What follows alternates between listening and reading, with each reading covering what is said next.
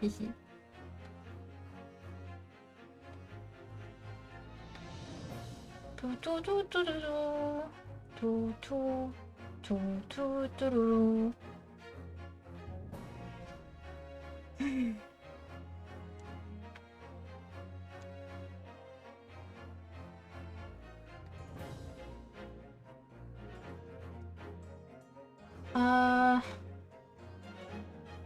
Je pense que tout est bon.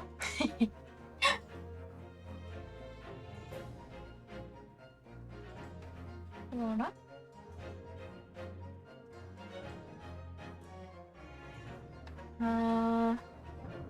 Tac. Tac. Ok. Bonjour. Hello. Ace Attorney? Well, the Great Ace Attorney Chronicles. I don't know if I'm gonna finish it today. I hope I do, though, because it would be like great, I feel like. So yeah. But if I don't finish it today, I'll finish it tomorrow. So yeah. Si je le finis pas aujourd'hui, ce sera demain. Du coup, voilà. Plutôt au prochain stream. Ou je sais pas, voilà.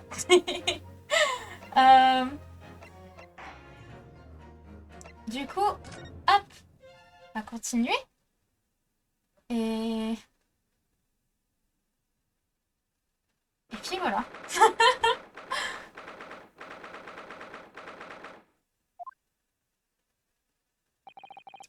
I still can't quite believe what's just happened. I know. I inquired with the belief after the court session was adjourned. Ok, par contre, je redis. Si ma prononciation est mal, je suis désolée. Voilà. I'm sorry if my pronunciation is not great. But well, I have trouble reading sometimes. So yeah. I'm sorry again. Je suis désolée, puis voilà. Je préfère prévenir directement au début parce que voilà. Déjà, je commence déjà à galérer. Pardon. Sorry. It seems Mr. Vigil was taken to the hospital to recover. Right. Phoenix Wright. Pardon. 10 years ago now, Mr. Vigil attempted to commit suicide by jumping out of the window of the prison government's office. But ever since then, he's completely blocked the memory of those events from his mind. Nobody knew his secret. That's his family, not even the man himself. But I forced it out into the open. Was it wrong of me to do that? Did I overstep the mark? I wonder. Well, it was to... Bruno! My bad. Oh, Iris. You were miles away. Anyway, I brewed a fresh pot of soothing tea for you. Soothing? I maybe pronunciate that wrong, so I'm sorry. J'ai peut-être mal prononcé. Oh, thank you. You and Susie have had an exhausting day so far, haven't you?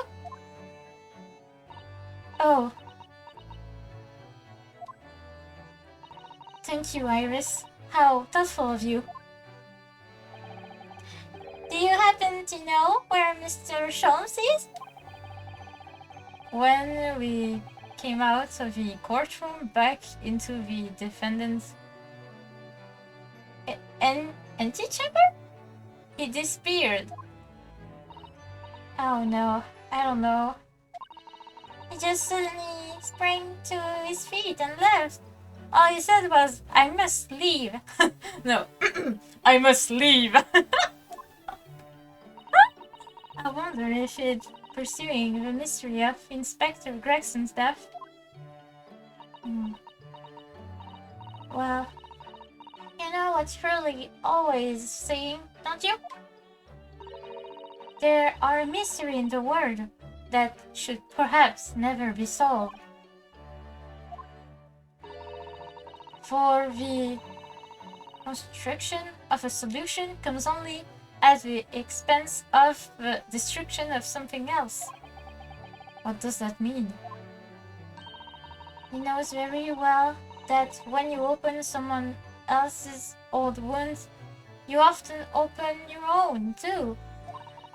But he just can't take his own advice and leave, well, alone. Solving mysteries is too important to him. That's so true. But that's what I like about Hurley after all. I suppose that's the lot of a great detective in some ways. So then, let's have tea. And then I'll give you a hand. Oh, do you have time, Iris? Yes, I finished this month's manuscript at last, with barely a day to spare before the deadline. Oh putain. Oh, I'm so looking forward to it. A brand new story to read in the adventure of Sherlock Holmes. You know, I always hide Hurley's violin in the days before I have a deadline. You do? For Mr. Holmes? I'm sure that's very wise, Iris. How sensible of you. Now then, my dear fellows, let's make a plan of action before we continue our investigation. Ok, alors d'abord...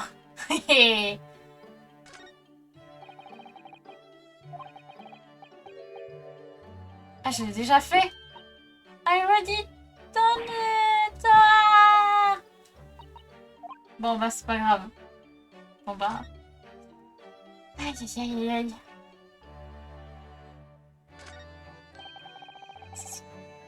And then...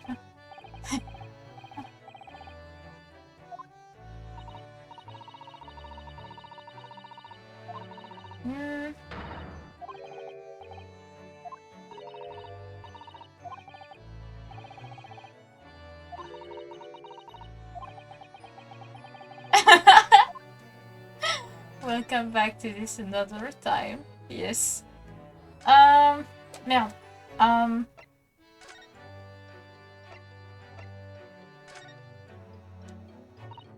So, how did it go in court this morning?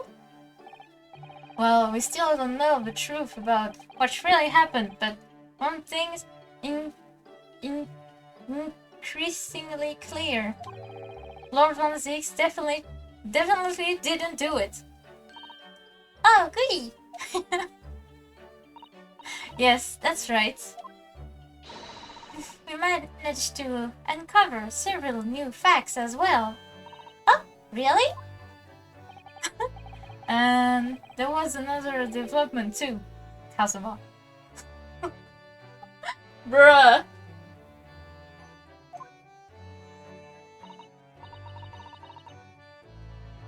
Yes, it's quite clear now that Kazuma-sama is not himself. The way he's acting, it's almost as if he's possessed. I know, I mean, at the end of the proceedings earlier, it was like a blood... a blood hound? Hound? Oh my god. I'm sorry. The way he was chasing down Mr. Vigil's forgotten past. He's not normally so mercilessly persistent.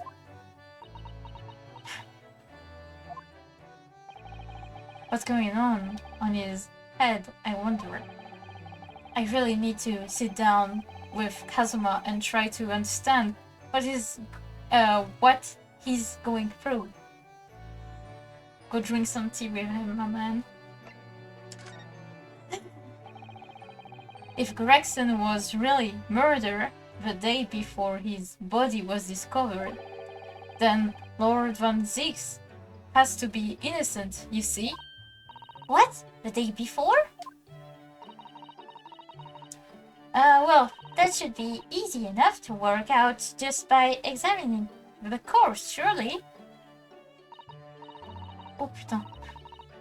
J'ai eu peur pendant 2 secondes. Il y avait un truc qui s'est affiché sur mon ordinateur. C'est bon, c'était rien. Yes, you should expect so, but curiously, no time of death was included in the autopsy report. That is curious. There are still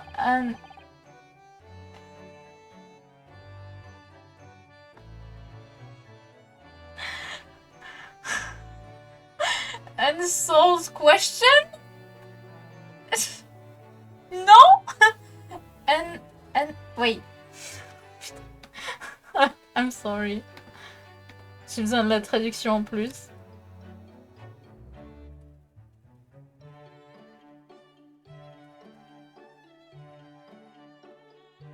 Ouais, bah c'est... Ouais, c'est sans réponse. Wait. Je l'ai bien écrit. Unanswered. What? Am I dumb? Unanswered. Wait, I didn't know it was like you write this like this. I didn't know. Je savais pas qu'on l'écrivait comme ça. What the heck? I'm disappointed in myself. But how I read the word, it was like it wasn't like unanswered.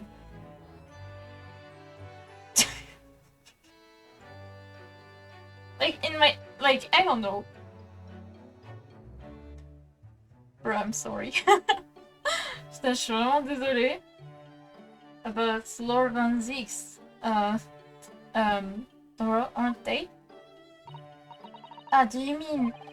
I mean, what was he doing there on Front Snow Street that day in the first place? Well, according to the man's testimony, he said he was investigating Inspector Gregson, didn't he? And it turns out that little room was actually the inspector's secret office. Oh, that sounds like it had all the making of a wonderful devilish plot. But then, why was that notice board in there covered in all those particular papers? Papers about cases with a link to the Reaper. I'm starting to get a bad feeling about all this. Oh dear, that sounds more like something horribly devilish. We must start by looking into Inspector Gregson's movement of late.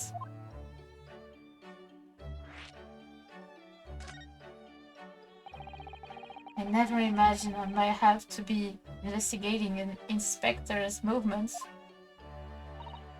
Well, according to the entry in his diary, he was carrying out an incognito investigation of the Red-Headed League the day before his death. Oh, you mean he was doing the same as Hurley? Well, Mr. Shom was trying to apply whereas the inspector was supposed to be investigating. I do wish it had been the other way around. Anyway, as it turned out, the inspector who went to investigate the Red-Headed League that day wasn't actually Gregson at all. It was Mr. Vigil, in possessing of Gregson's identification. You know what that sounds like to me? Establishing an alibi. Oh my. Yes, you're absolutely right, Iris. But why would Gregson need an alibi? It would appear that the inspector had something to do that he wished to keep secret. I don't believe it. I always thought he was just a harmless lover of fish and chips. But perhaps they were seasoned with something a little more potent than salt and vinegar. I think perhaps we should try to move away from food and analogies. Oof. Well, anyway, if Lord van Zieks felt the need to investigate Gregson... Yes, I agree. We must try to find out what he knows. Oof. Vigil, you say? Isn't that the name of the lady who came to visit Hurley yesterday? That's right. To ask Mr. Sholmes if he would help her to find her missing husband. Only Mr. Sholmes completely passed the buck to us. Actually, didn't you say that Mr. Vigil had been taken to a hospital? Do you know which one? Ah, it's...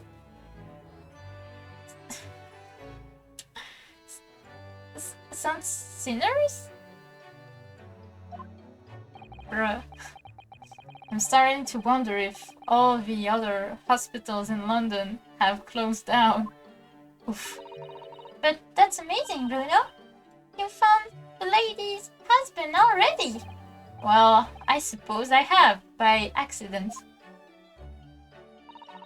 And 10 years ago, while Mr. Vigil was the chief warder at the prison, he was responsible of overseeing the professor's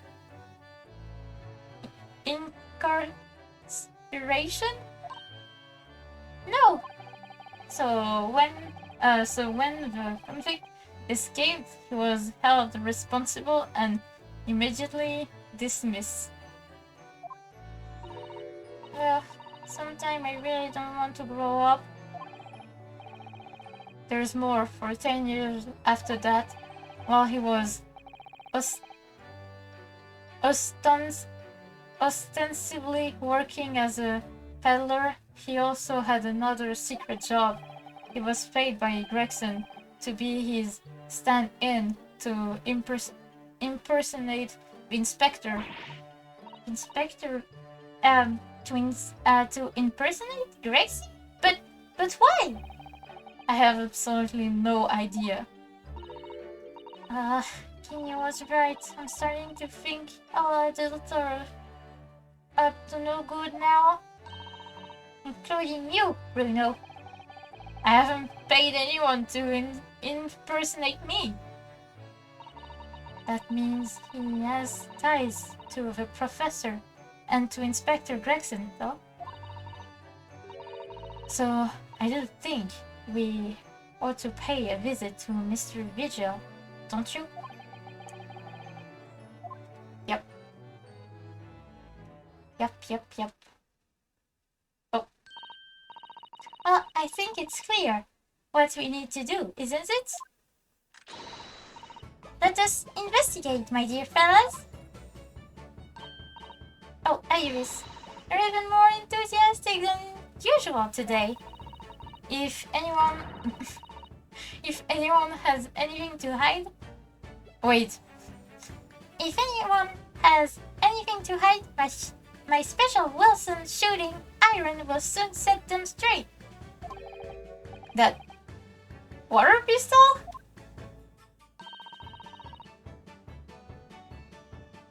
Oh, wait. It's stuffed with full of piping hot extra special blend of mine. Uh-oh.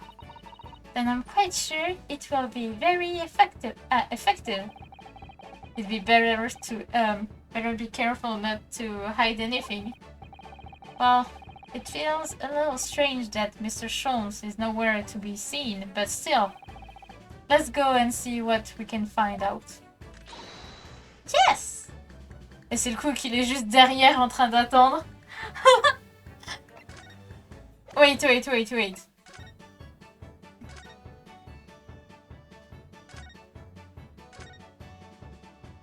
Je vérifie s'il est pas là. He could hide, actually.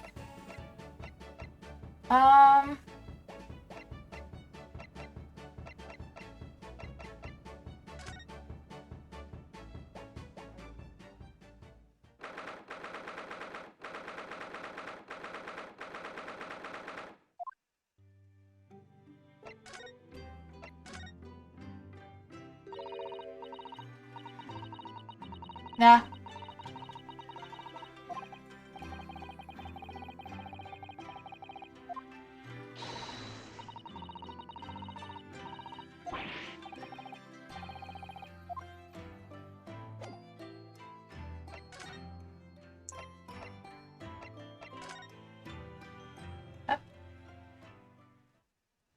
Oh shit!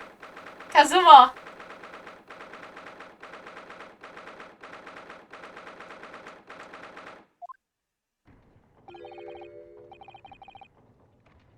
No argument, Professor Asogi. Prosecutor Asogi, what the fuck? You will continue with the trial exactly as I instructed. Is that clear? Perfectly. It's Kazuma-sama. Defying Lord Strongheart. By the sound of it, he never did know when to back down. Oh, hello! Uh-oh. Oh. On your way now, Asogi. My lord. Hello! Pardon. Kazuma. Bruh, look at me! He left without saying a word. Hello. Yes, what are you doing here? Oh, I was just hoping to ask you a few questions if you wouldn't mind. I wanted Van Zieks' trial conclude today. But it's a professor! Oh no! But Prosecutor Asogi is unwelcome. In hearings? Going to make it take longer than necessary. Unwelcome in hearings?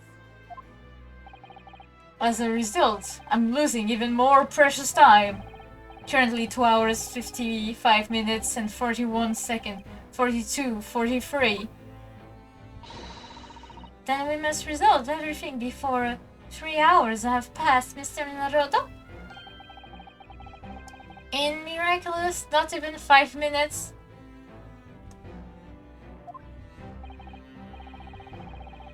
Anyway, I can't let the man's obvious bad mood to put me off. I need information. Sir, we need information. Does Prosecutor Asogi believe that Lord Van Zieks is the Reaper? I wouldn't know. It was 10 years ago, in that fateful close trial, that Lord Van Zieks made a name for himself among the judiciary. Judiciary? Why? Putain, j'en ai marre. Wait.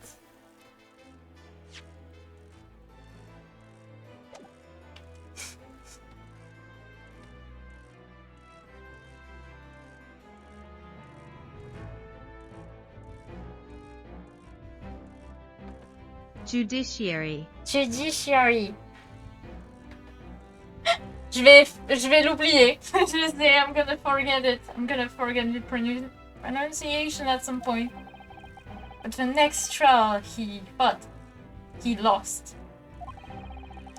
It meant the ringleader of a criminal organization was acquitted thanks to all the jurors being under duress. But that's awful. The man's freedom was short-lived. He lasted just 3 days. Yes, let me see. He died in Rockslide. At his place of work, I believe. Correct. That was the inauguration of a Reaper of the ballet. And people believe Lord van Zieks was responsible? He was brought to trial himself, but it was shown to have been an accident. So he must have had a solid alibi then. Nevertheless, the mysterious death continued. In total, 16 persons perished in unusual circumstances, ostensibly at the hands of the Reaper. That's a long run of coincidence. Well, the Reaper's true identity may well be revealed by this trial. And the impact that revelation would have on the British public cannot be understated. Is that why it's a closed trial? Precisely.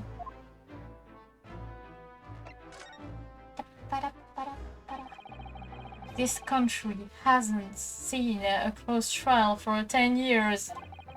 So the last one was the Professor, the trial of Genshin Asogi. Correct. Actually, we heard that originally you were going to prosecute the trial yourself, Lord Strongheart.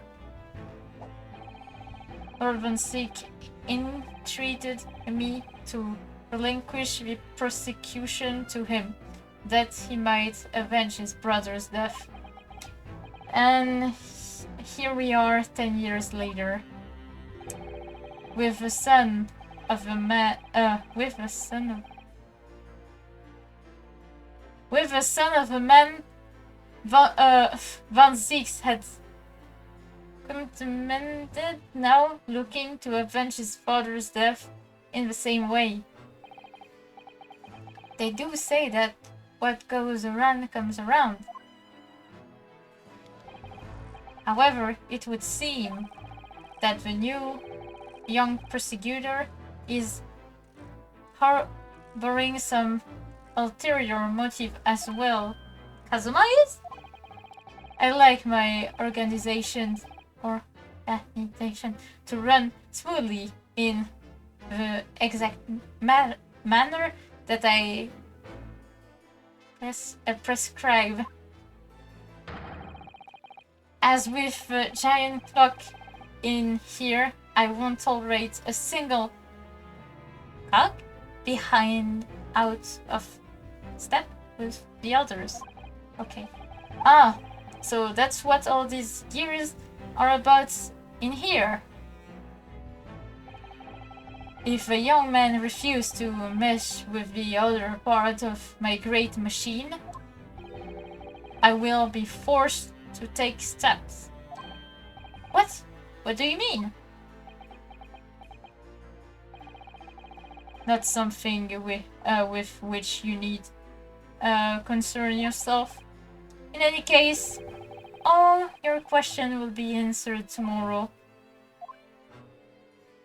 Okay.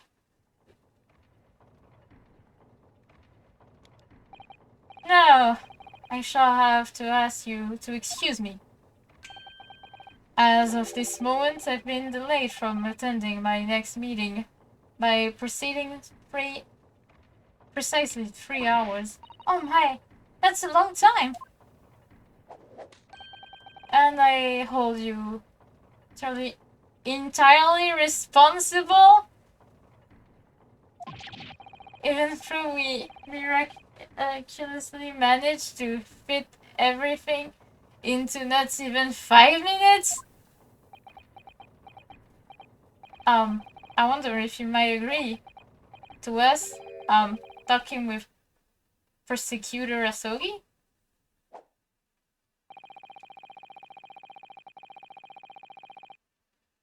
Discussion between the defense and the prosecution outside the courtroom are generally frowned upon. However, I will make an exception in this case. Now go. You can find him in his office. Oh, thank you. He has an office?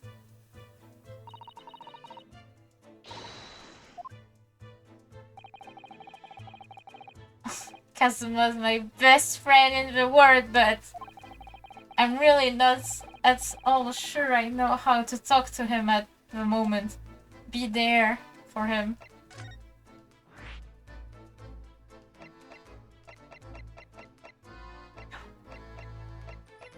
Oh! Oh shit! C'est le... C'est la... Ok, oui. Oh. So, this is the office of Prosecutor Asogi now. No, it is it? Kazuma-sama is doing so well for himself. Huh? Even though he's always forced to kneel on the floor Japanese style in the dark corner. Is his habit to sit Seiza style whenever he's working. Well, it looks like our journey here was wasted. Prosecutor appears to be out. Perhaps we should discuss things with another prosecutor we know first. You mean...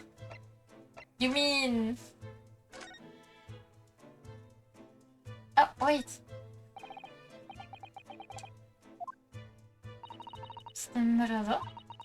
It would be very underhand to glean information from Kazuma-sama's office while he's absent.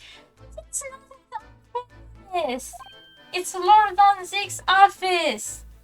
Oi!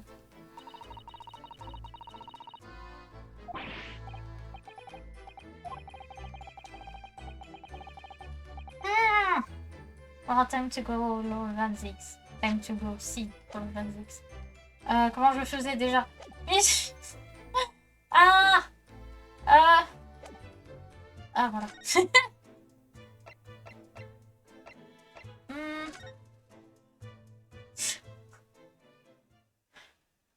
Oh! Hello! Lord van Zieks is reading. Look! It doesn't seem like he wants visitors, does he? But he must have noticed that we're here, surely.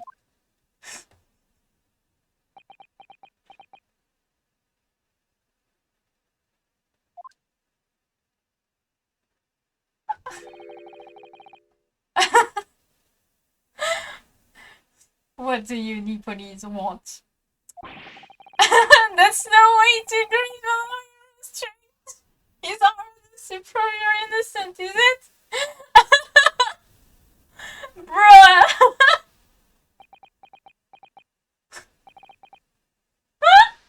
Perhaps not. Huh? I apologize. So, what can I do for you, Mr. Let's go! Mr. Bodo, let's go! It said it, let's go. It changed. Lord van Zieks, speaking earnestly. Okay.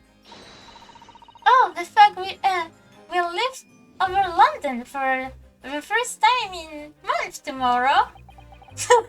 This does feel very, very strange. But not unwelcome. That was really great. I must say, I was impressed. Oh, well, thank you.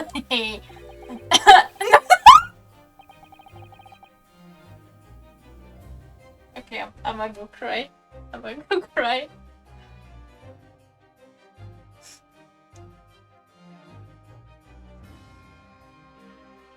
I thought I earned respect, and all I earned was...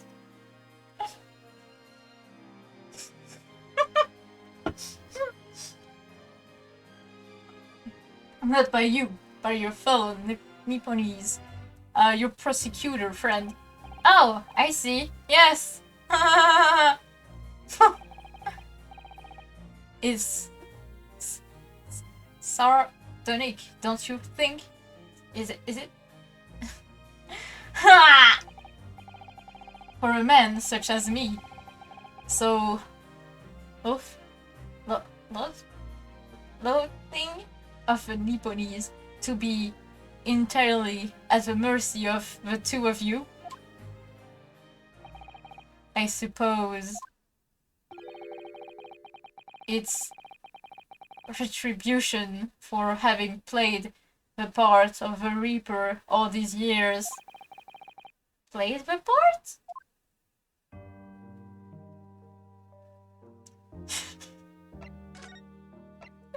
Respect me. Je vais pleurer, hein, je vais pleurer. I'm gonna go cry. Oh! You once told me that you gladly allowed people to believe you were the Reaper because it helped reduce the amount of serious crime that took place in London? If keeping quiet and playing the part benefit the cause, a cause I myself am committed to pursuing, then why would I choose to say anything? But the henchmen of a criminal killer by the Reaper killed by the Reaper attacked you only the other day. And that was just the most recent of many attempts on your life, wasn't it? Someone is clearly profiting from your silence about all this. Someone is using you. Believe me, ever since the Reaper first appeared, I've been doing my utmost to expose him, or rather, expose the organization.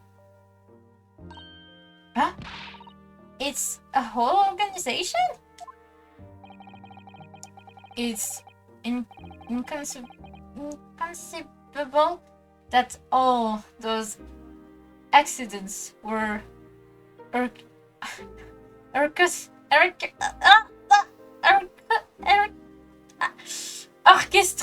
by one man. No, the Reaper always appears to have very accurate information about the accused in each case, which can only mean that somebody at Scotland Yard is involved. Someone at you can't mean It's taken me many years, but I finally identified the central figure in this Reaper organization. Tobias Gregson. No. No! Gregson? The Reaper?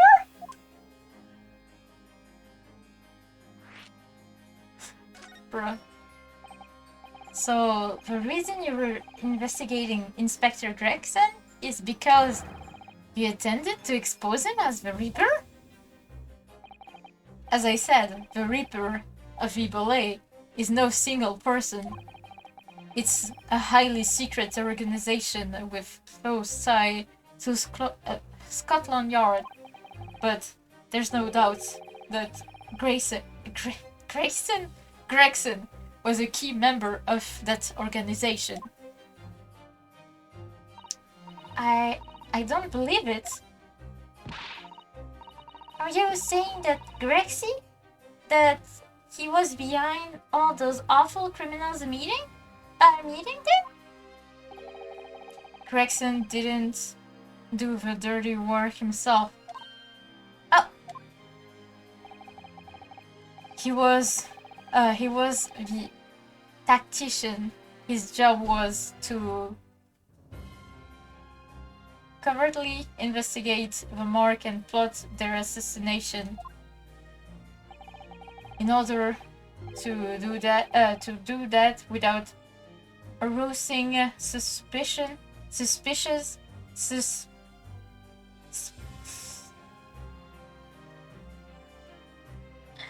Oi, he regularly needed a firm alibi. Which is where Mr. Vigil come in, posing as the inspector.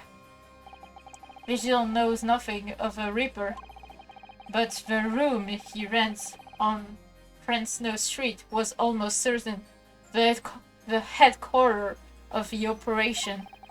Gregson would have meet the assassin there for briefings. So we don't actually know who carried out the killings then? Actually, I do have a name. You... what? Well, if you can name the man, you have the true identity of a Reaper already then. Or if I can name the woman. Oh. She's a young woman by the name of Asa. Is it a... C'est un jeu de mots! Assassin?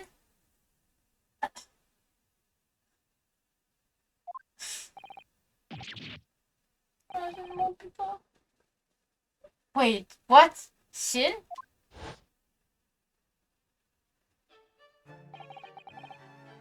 Assassin.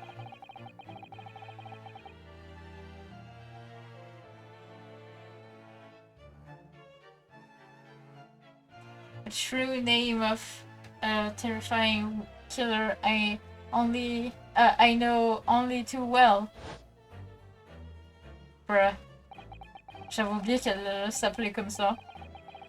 She came to Japan posing as a visiting student and murdered Dr. John H. Wilson. Then, just when it seemed that diplomatic protection would help her escape Japan and conviction, a mysterious woman was herself murdered in a small summer beach hut. And that woman was actually the Reaper of a ballet?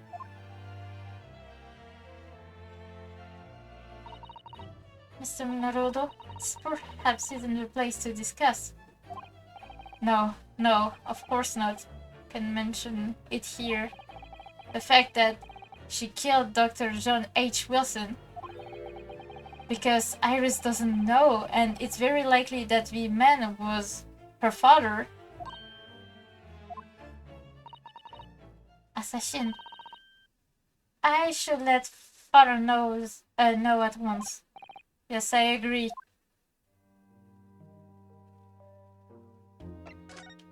Prosecutor Asogi. Kazuma, isn't it? Kazuma Asogi. You say he's a friend of yours. My best friend. Is the whole reason I got to come to Britain. It was all on his merits. Nothing but respect for him. Yes, I understand that only the very best students are selected for such opportunities. And I had a fine demonstration of how sharp he is in the proceedings earlier today. He missed nothing. In fact, his flawless performance very much reminded me of his father. Genshin Asogi? Professor? It's true that the aristocracy at the time was the root of numerous grave societal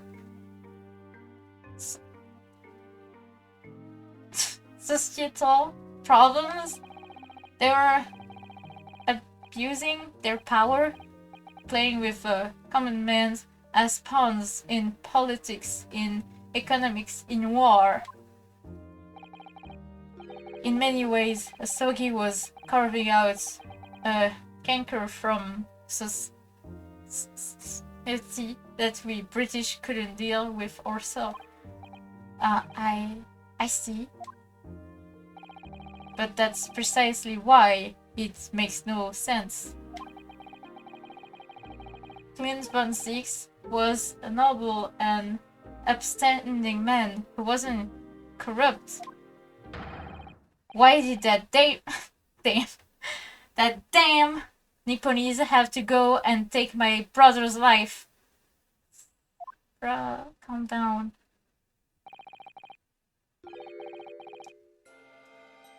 In spite of having once saved mine. He saved your life? How did that happen?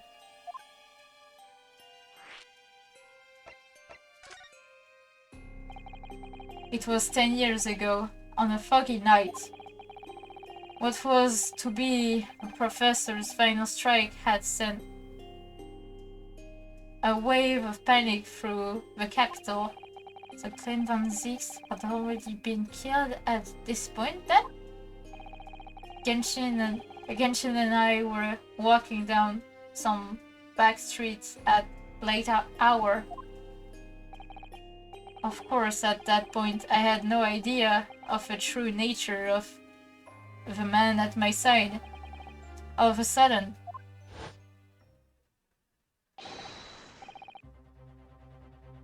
Don't make a pep, you're coming with us.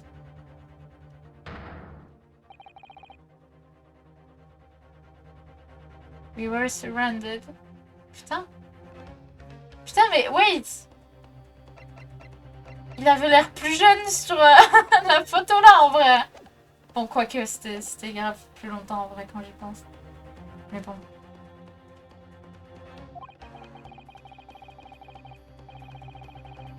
Over assailants were armed with pistols, their face obscured by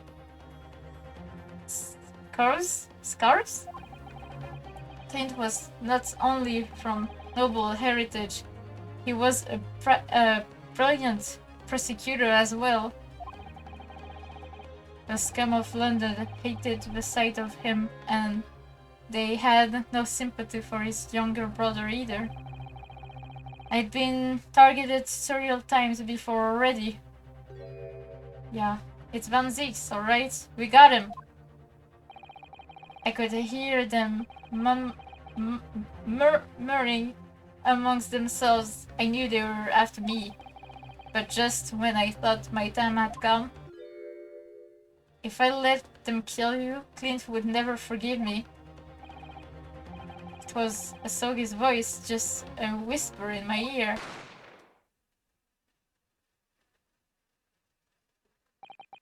after that, I don't remember exactly what happened. The next thing I knew, there was a silence all around. Genshin lay on the street. Blood was seeping from his left hand. He shielded me. Wait.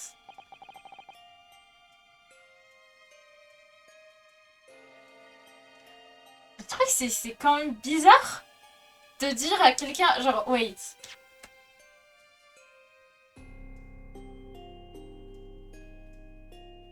If I let them kill you, Clint would never forgive me.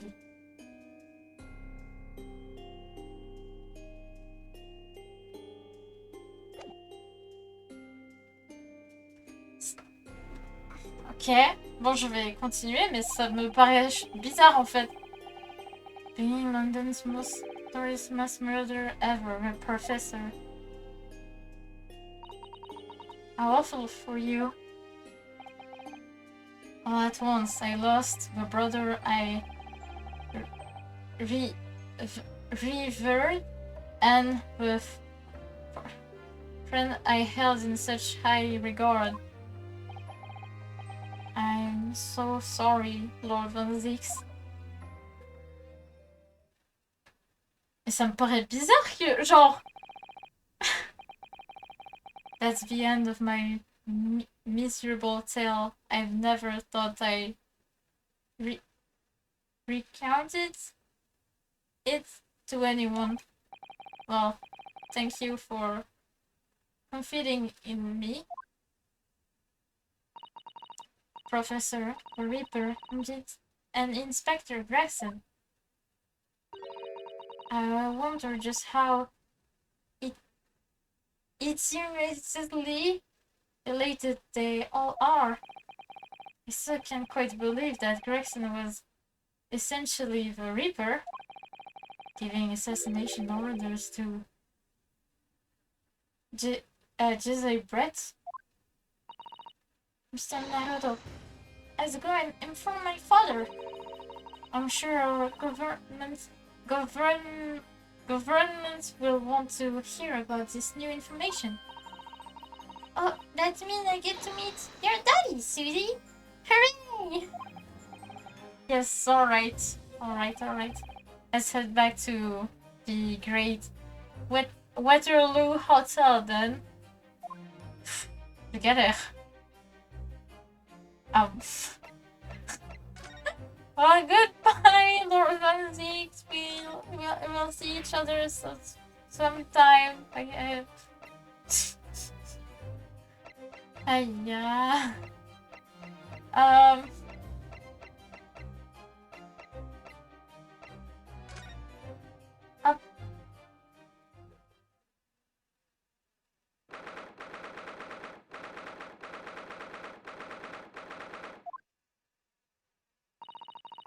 I thought it yesterday, and I think it again today. This place is so princely. It's a wild guess, but I have a feeling you think the same tomorrow too. Mighty has thinner fragrance than whatever they're serving in the tea room here, though. What did you say? What did you say? Oh, look who we have there. This is an unexpected pleasure. Ah, father. Oh, is this your daddy, Susie? How lovely. What a charming young lady. And you are? So, oh, really? So you're an author of the Adventure of Hemlock Schultz, are you? That's me, Iris Wilson, at your service, sir. Susie's been such a wonderful friend to me over the last year, you know? Well, Miss Wilson, I must say, I read your work regularly, and with much interest. Iris actually lives with Mr. Schultz, you know, father? Is that so? Well, perhaps that goes some way to explaining that bring that bright look in your eyes.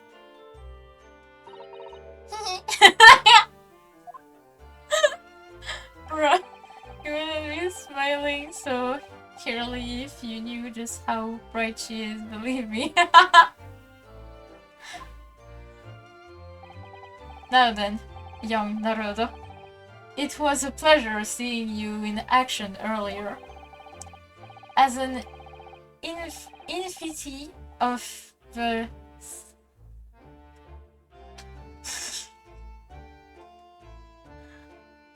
j'ai du mal! Symposium, I was allowed to observe from the gallery after I twisted some arms. And I must say, it was a truly exemplary performance. Putain, je galère, c'est horrible. Fuck, I'm having a hard time. Oh, well, thank you very much. Although I'm fairly sure you... I'm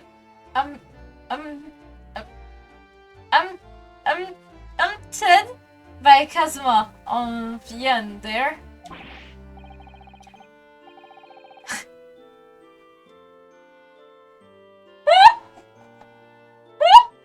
No! Please don't misunderstand. It was you who impressed me. Really? Really? You didn't miss a step against Asogi, and we all know how capable he is. Really, to have matured into such a fine defendant lawyer in less than a year is quite extraordinary. It's very kind of you to say so, and really nice to hear. What I saw in court today confirmed what I'd been hoping for. A favor I mentioned yesterday, Naruto. I trust you haven't forgotten. It's been 5 months, I think. Maybe more, maybe less, I don't remember. Oh no, you did mention something, didn't you?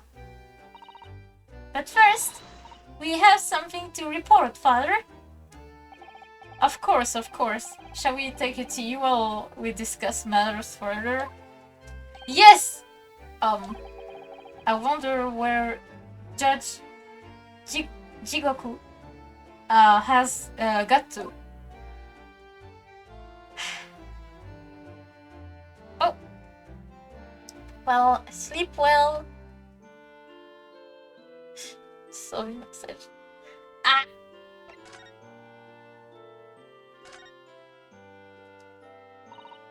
Father, do you know about the so-called Reaper of the ballet? I heard rumors some members of the explained it all to me yesterday.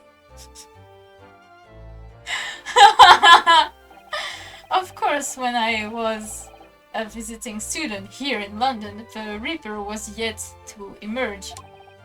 Right, he didn't appear until after that case when the visiting student had already returned home. Lord van Zieks, who was in the dock today, that was Barok, the younger brother of Clint van Zieks, I believe. Yes, that is. Yep, that's right. And he knows...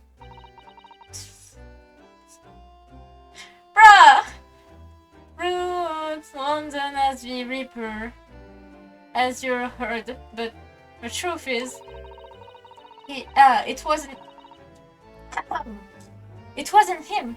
Believe all those, it wasn't him behind all those mysterious deaths. It was somebody else. I see. So what you're saying is, there's been a professional killer at work here. Exactly. Someone by the name of Assassin, in fact. I beg your pardon? Did you say assassin? You mean that Gizai Brett woman who was responsible for killing my great friend? Oh no, a friend of yours was killed? Professor Mikotoga, I think perhaps we shouldn't discuss this right now. Because the professor is talking about his Dr. John H. Wilson. And that's not something we want Iris to find out about. Not like this anyway.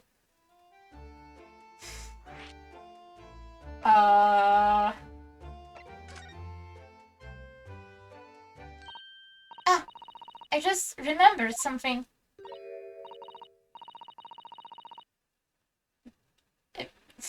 Biscuits. This hotel has the most delicious looking biscuits.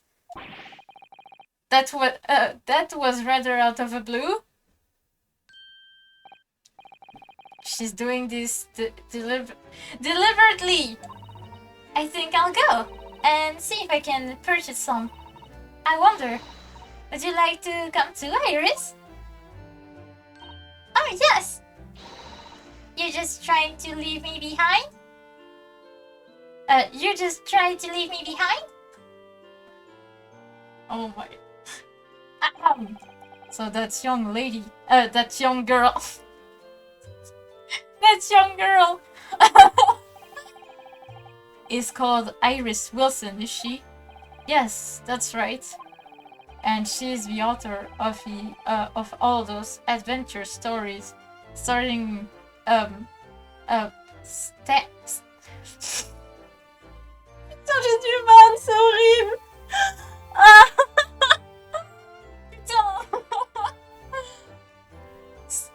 Starring the great detective Sholmes. But the name of a credited author isn't Iris, is it? It's Dr. John H. Wilson. Yes, I know. That's the name of her father. You see? Father? Dr. John H. Wilson? I was deeply in debt to the man for all the kindness he showed me during my time in London. That's why I was keen to invite him to the Imperial Human University 4 years ago. But he was murdered last year by Brett. Why? Why would the hands of a Reaper stretch all the way to Japan? Iris knows nothing about that case. But it seems very likely that the victim, Dr. Wilson, was her father. Well, I can't say that we ever spoke about his family, so I don't know if he had a daughter or not. But I think I can say with some certainty that he was never the great detective's partner. So it could have been another Dr. Wilson, you think?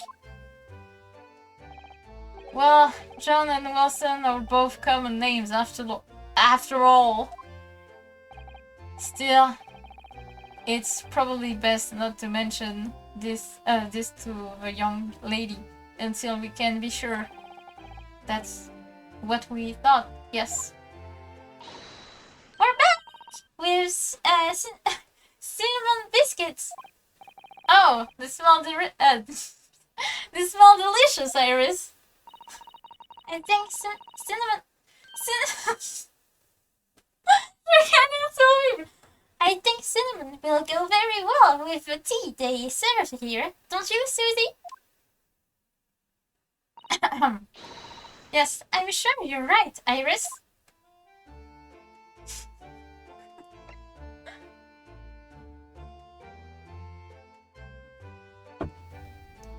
Yum. I haven't seen Judge Jigoku for a while, have you? Wait, I haven't seen Judge Jigoku for a while, have you?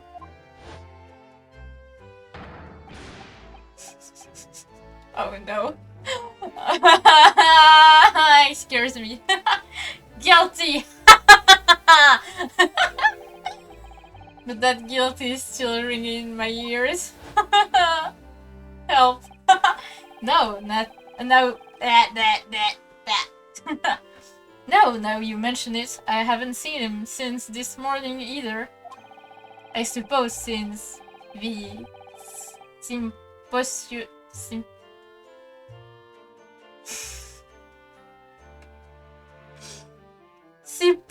Oh my... Symposium's opening was...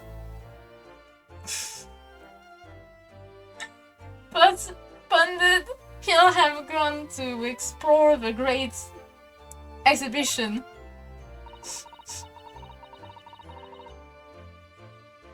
That reminds me of something you mentioned yesterday about Judge Jigoku having once been in the dock himself.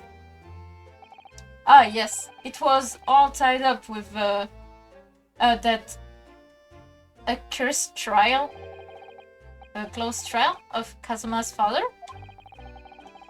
Seishiro was trying to mitigate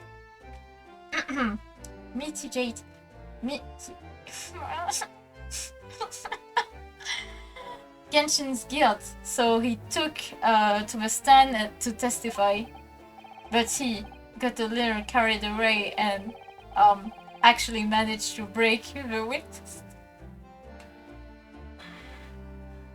Why am I not surprised? Why am I not surprised? Oh my! He also said some contemptuous words about the British Empire for which he was charged. Oh dear. Although it's worryingly easy to imagine him doing that. Bruh. Well, it was alright in the end. He was a kid and we returned home to Japan together.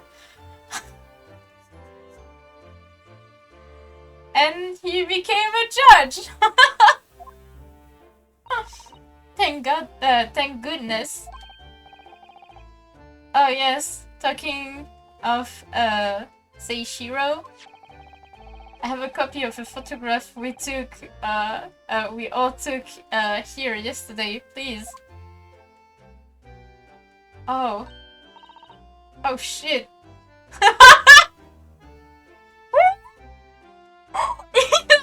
Can you?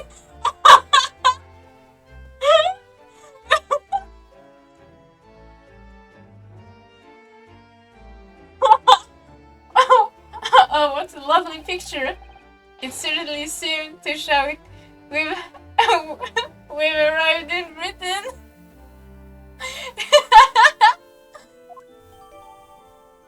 Aww. Wait. None of us had any idea what was coming when we took that, did we? Well... Bryce's face is like... Non, en vrai, genre...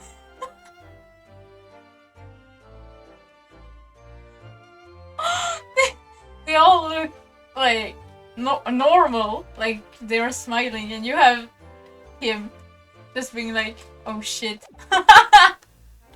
I'm a lawyer, I need to be serious.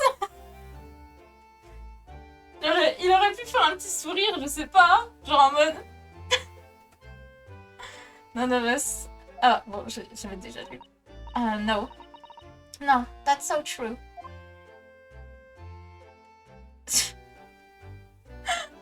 Bruh. Oh. Oh.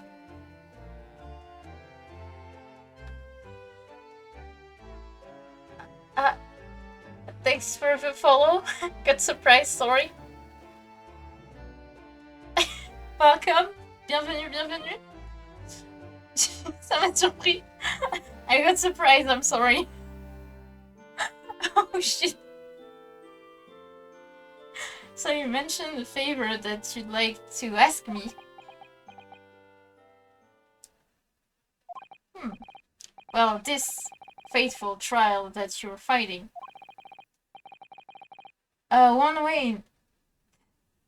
One way or another, it will be over before long.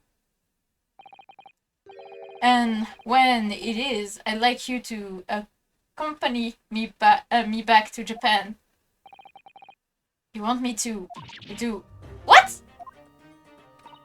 Nani? Father, what's the meaning of this? No. Non mais ça m'a surpris et puis du coup bienvenue et puis voilà. Puis j'espère que mes streams vont te plaire. Puis voilà. c'est... Voilà. J'ai du mal.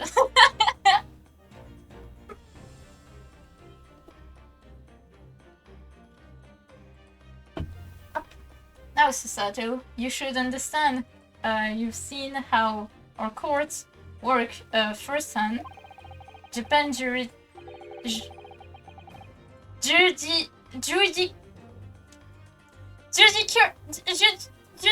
system in its infancy is, oh my god, j'ai du mal, especially when it comes to defense. Oh, you mean the Supreme Court of Judicature is in desperate need of a good defense lawyer as soon as possible, really quite urgently in fact. But I've not even been in London a year yet. I've read all of Sasato's report. I'm well aware of your extraordinary talents. And having seen you in action with my own eyes earlier today, there is no question. Putain, j'ai du mal. Oh, fuck. You, Naruto, are precisely the man our country needs. Putain. So, you'd be leaving then, Bruno? But then, what am I supposed to do, father? You came here to serve as Asogi's judicial assistant. Oh yes, she's supposed to be Kazuma's assistant. Our government is still in the process of deciding how best to deal with his situation, though.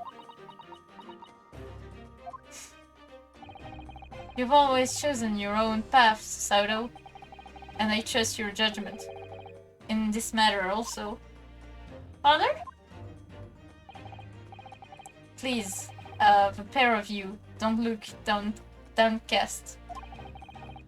It's merely a suggestion. You'll understand, I hope, if I'm honest, but I won't force you. All I ask is that you consider it and come to a decision by the time this trial concludes. Putain, j'ai du mal. Yes, alright. Oh no. You won't leave, will you, Bruno? Oh no. Oh no. I feel bad. Oh no, c'est horrible. That hadn't even crossed my mind. Up until now, I've just been trying to do what I believe to be Kazuma's will. But it turns out that he's still alive, so... Where does that leave me? Where does that leave me?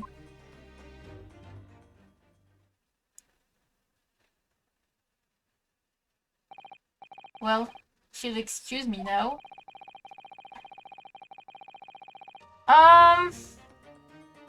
J'hésite, parce que j'aime beaucoup Barok van Zieks. Et j'aime bien aussi Kazuma. Du coup, je sais pas trop. Mais en vrai, je pense Barok van Zieks. C'est le meilleur pour moi.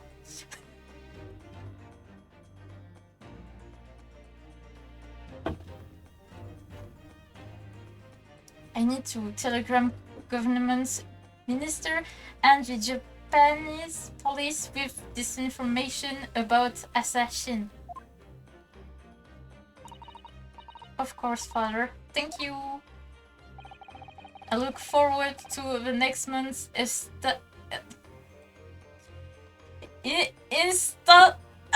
installment, Miss Wilson. What the fuck? Oh, good. And please do come to Baker Street sometime, won't you? We'd love to entertain you. J'ai du mal. I would be delighted. Delighted. The best of luck for tomorrow, Naruto. And give my suggestion your full consideration, won't you?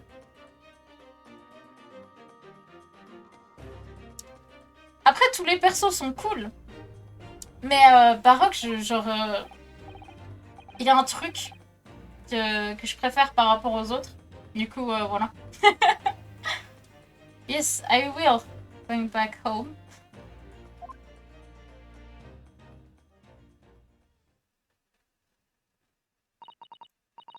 You know, Kazuma-sama has always meant a great deal to be... a great deal to my father. I'm sure he'd love to... c'est pas possible! I'm sure I'd love the chance to meet with him and talk to him about all of this. Putain, je galère. Je suis désolée. Yes, no doubt. Assassin? Of course, it's so obvious. Ah!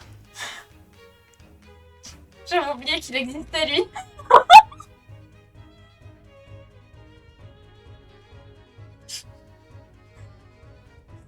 How could I have neglected to consider the possibility before now?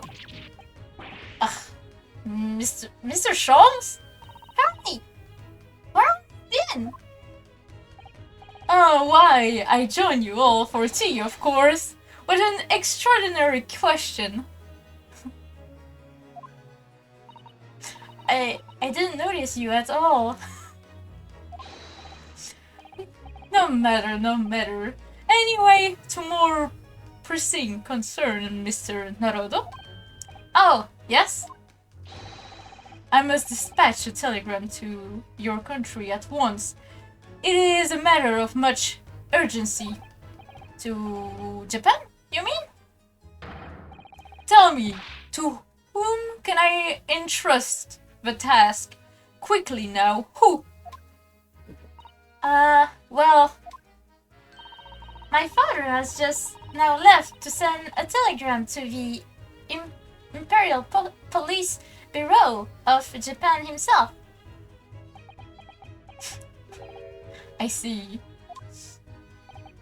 Well, he looked reliable enough for birded fella? For a birded fella, bruh. I don't think what father's sport could be considered a bird, Mr. Sholm. Bird. Oh, j'en ai marre, je sais vraiment pas lire en anglais, c'est terrible. Aïe aïe aïe. Aïe aïe aïe. There's not a moment to lose. Kindly ask your trusty, unshaved father to see this. Is sent. Fuck. I will, but what is it? No question at this time, if you please, Mr. Sato. Putain, j'ai eu du mal. All we can do is pray that for once my deduction is ROE. Doesn't that imply that your deductions are normally correct, Mr. Shop? Ah! Il m'a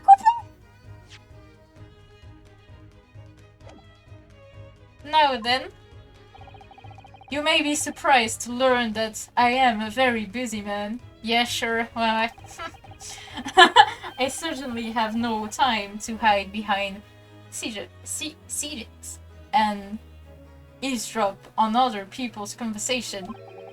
So that's what joining us for tea meant. I leave a sending of this in your hands then, my dear fellas. Il est parti. Ah, wait a minute, Mr. Sholmes! He just sort of ran off, didn't he?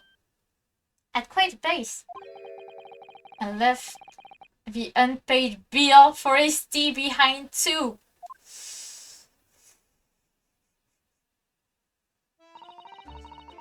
I must catch up with father at the telegram office at once. And I'll run and call us a cab straight away. And there was me thinking everyone would be clamoring to pay Mr. Sholmes' bill.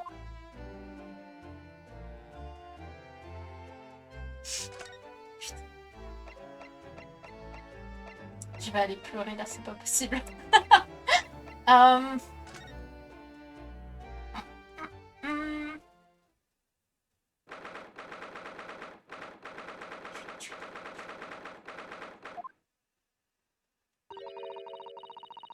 This is the yard where Mr. Vigil was brought, apparently. To be frank, I'm a little worried about seeing him again. Oh. The lawyer, hello again. Are you feeling better now, Mr. Vigil?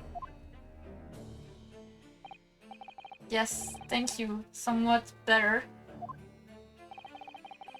So sorry to have caused you to... I mean, it was because of me. If I hadn't exposed your secret and forced you to remember things you'd obviously tried to forget...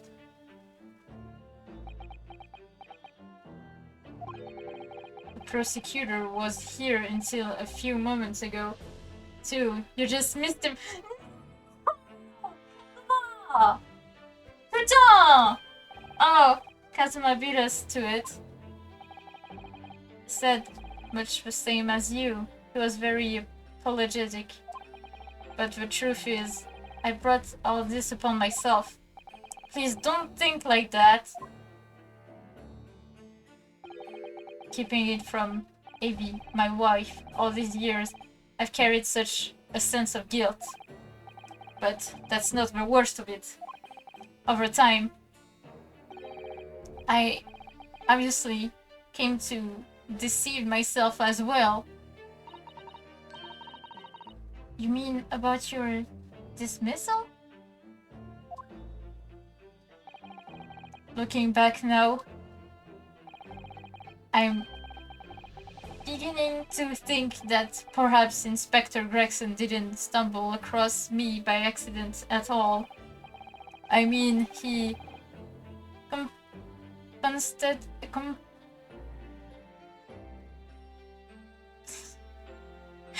ai marre! Je sais pas lire, c'est horrible! Putain! Compensated me so generously for acting as his stand-in. Bruh. He was clearly concerned for my well-being and doing what he could to help.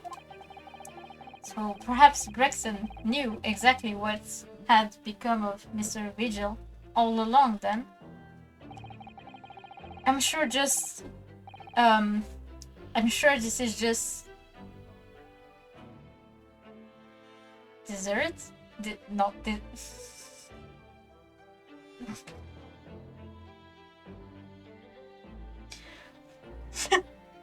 for 10 years of lies and deception, but it wasn't me that helped the professor escape 10 years ago. It wasn't me. I swear it. I swear it's true. Oh, Mr. Vigil.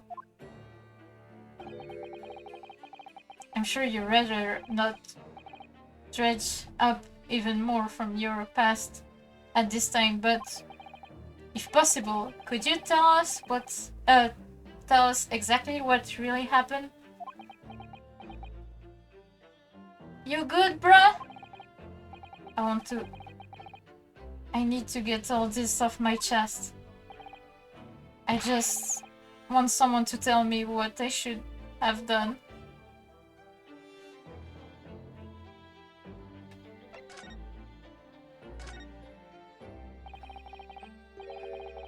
Inspector Gregson was obviously engaged in a special operation of some sort. He was investigating something that even Scotland Yard couldn't know about. Details of a Reaper's marks? Yes. It was when he had to carry out those investigations that I would take his identification and impersonate him. Putain, j'ai du mal. You'd pretend to be the inspector and carried out investigation on his behalf. Oh no, never! A common street peddler couldn't possibly carry out a proper police investigation. All I would do is go to the specific location and make a little hoo-ha. Just something to leave an impression so everyone there would think a detective called Gregson was here. So that's what you were doing on the day prior to the incident. Yes, he asked me to make an appearance as a park on Lime Street for the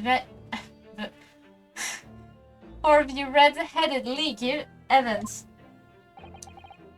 So as usual, I flashed the inspector's identification around and was very vocal about my presence. But then you were taken prisoner by those red-headed fraudsters.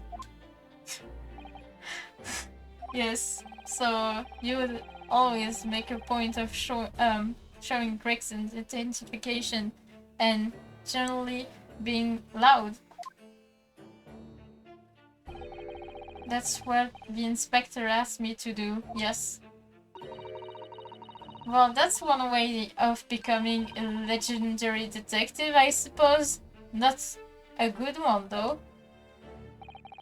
And as you know, I suffered this bruising around my neck at their hands. But the following day, they kept their words and released me without returning the inspector's identification to you, however.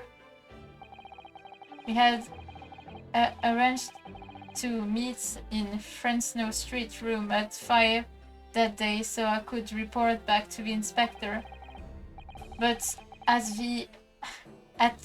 the agreement time, that's when I heard the gunshot. Bruh. It was at midnight. The 7th.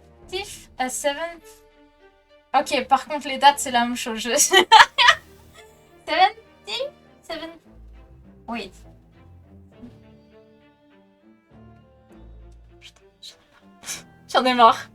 Google Trad, aide-moi.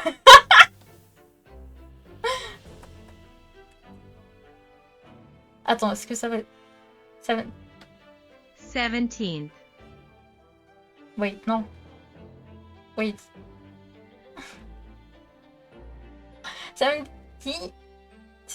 17th, je crois que c'est... Voilà. June, 10 years ago. That was the time scheduled for the execution. But the professor execution never actually took place, did it? Or rather, the execution itself must have been used to effect the plan of escape. I hardly dare to imagine what a chilling planet was. Barclay was renowned, re-owned for being the highest security prison in the country. Everything that went in or out of the place was searched multiple times. What the fuck?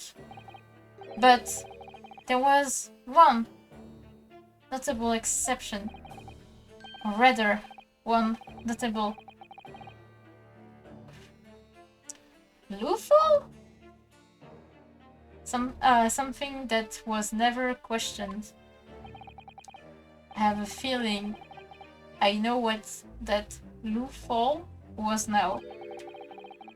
The coffins into which the bodies of the executed convicts were placed, correct? Yes. Once the coroner had confirmed the death of a convict, the body was taken in its coffin for immediate burial in Lowgate Cemetery, just behind the prison. The chief warder first had to sign the necessary papers, and after that, no member of staff was permitted to touch the coffin contained the body again. When execution took place, only the executioner and the coroner were permitted inside the chamber. I would wait in the adjacent room for word that the convict was dead. On that occasion, once I had that confirmation, I went into the mortuary to find a lone coffin as usual. A procedure was that I would sign the paperwork, having checked the coffin, then nail it shut. But for some reason that day, the coffin was already nailed shut. No! I didn't think anything of it at the time. I assumed that my deputy must have checked the coffin and nailed it shut before I arrived. So, you mean the coffin contained? Yes, I can only imagine that Asogi, having escaped his execution somehow, was alive inside the coffin. The coffin was then taken out through the main gates and deposited in Lowgate Cemetery. Presumably, there wouldn't have been enough air inside to breathe for long. So in the early hours following the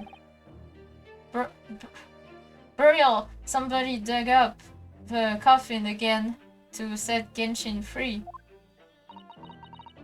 But in the end, he was fatally shot in the graveyard anyway.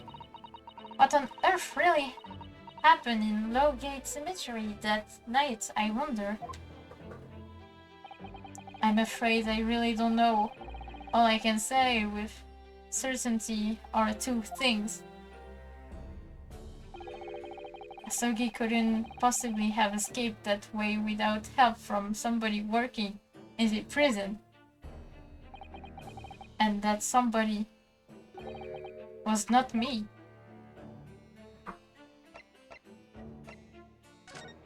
Interesting. Obviously, you knew the man then. The professor, I mean, Genshin Asogi. Yes, I remember him well, in fact. Would you mind telling us what you know? Well, having been condemned to death as he was. Any contact I had with the man was short, obviously. After that trial, which was carried out behind closed doors, attended only by eldest members of judiciary, they called for his execution to be carried out at the earliest possible opportunity. The outcome of the trial was set from the beginning, wasn't it? It was a time of delicate diplomacy when Britain and Japan were in the process of signing an important treaty. That meant that this potentially destabilizing. Putain, j'ai du mal. À l'aide. Destabilizing case had to be dealt with swiftly and C'est bon. Vas-y, c'est bon.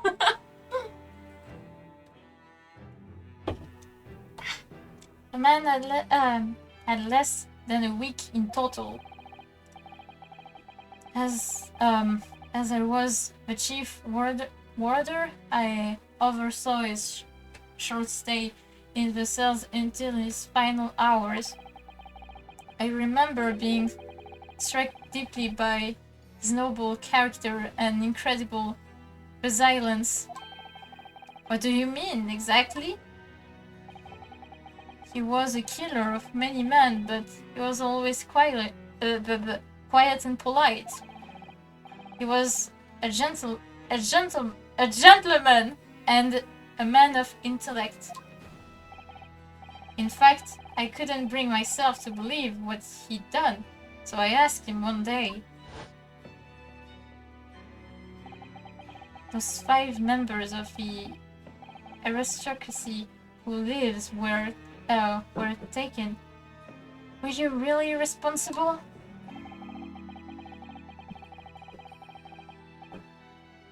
I'm guilty of an unforgivable crime of ending another human's life, yes. Following day, close trial took place, and the verdict was no surprise. Guilty. That night, when he was brought back to his cell, I saw something unusual. Something unusual? What?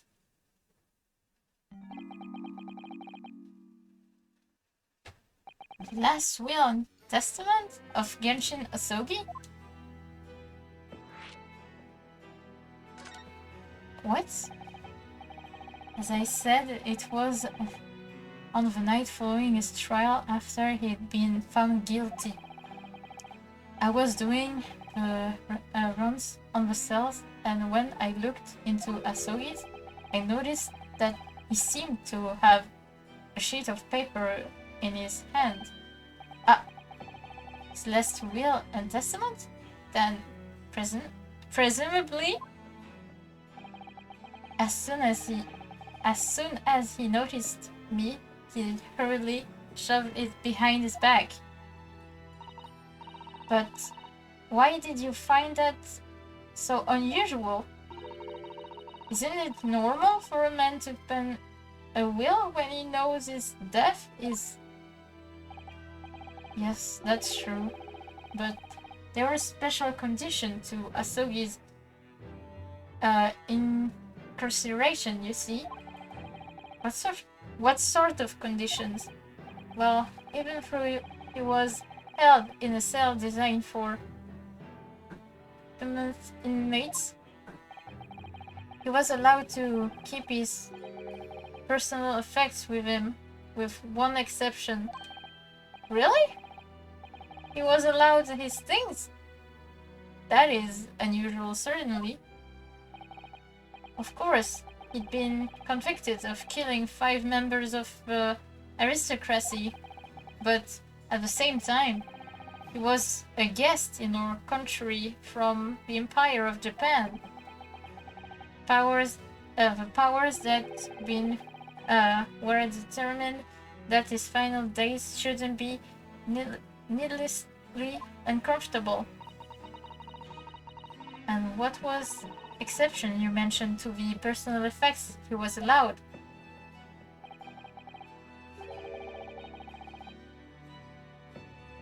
That's the point. He wasn't permitted to have writing materials. Especially no pens or paper.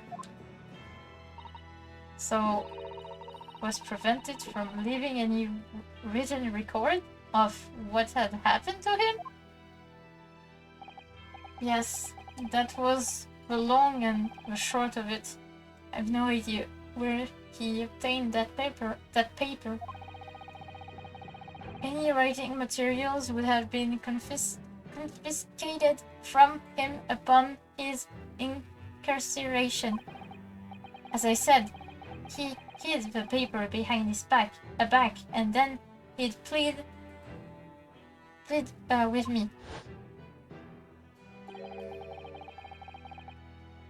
What did you just hide behind your back? Please, please, turn a blind eye. This is my lifeline. But, you know, it's against the rules. You're the only person it's seen if you just agree to keep quiet. Alright then, but what's on that paper? The last will and testament. That will is the only weapon I have left now. How can a will be a weapon? So I decided to pretend I had seen nothing and let him keep his will. But then, later, it just seemed to vanish without a trace. What? What do you mean, it vanished? It would seem that isn't the end of the story of this mysterious will.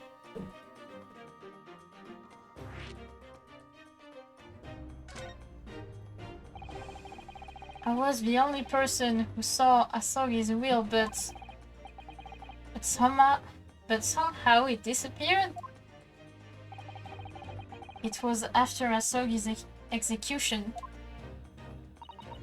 which was actually an elaborate jailbreak.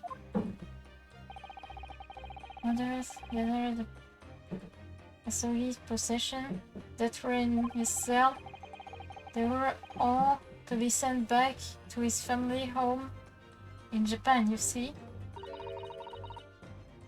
Poor Kazuma-sama. And you're saying that it wasn't anywhere to be found among his personal effects? The will, I mean. That's right. Didn't search through them myself. But Governor Kaiden was livid. He was screaming. It have disappeared completely. That doesn't quite make sense, though, does it? In what way? Well, it stood that only Mr. Vigil was aware of the will existence. In which case, how did the prisoner governor know to look for it? Oh yes, you're right! I really don't know. I really don't know how he knew, but it certainly seemed as though he knew of the will's existence from the outset. Only he didn't refer to it as a will. What he said was the Asogi Papers. The Asogi Papers? I really can't tell you anything of subsequent events.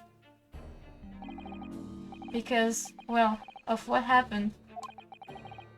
Dismissal. and the way you blocked it off from memory. Forgetting all this until today. I don't suppose it's relevant to the case, though. Well, anyway, thank you very much for j'ai du mal, for sharing it with us, Mr. Vigil. We're very grateful.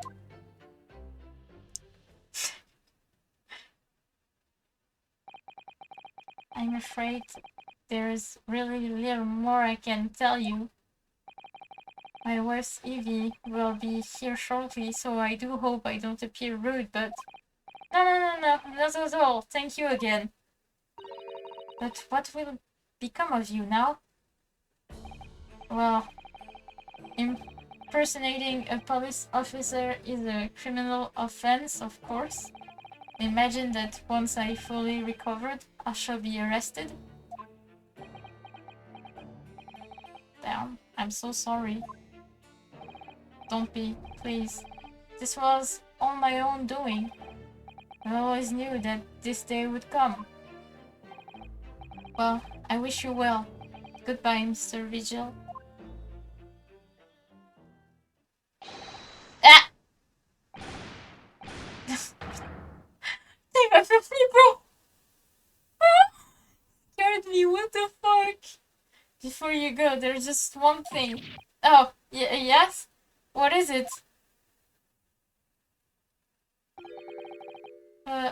Asogi peppers. Huh? I'd be very grateful if you'd make no mention of the things I told you about them. Presumably for some good reason.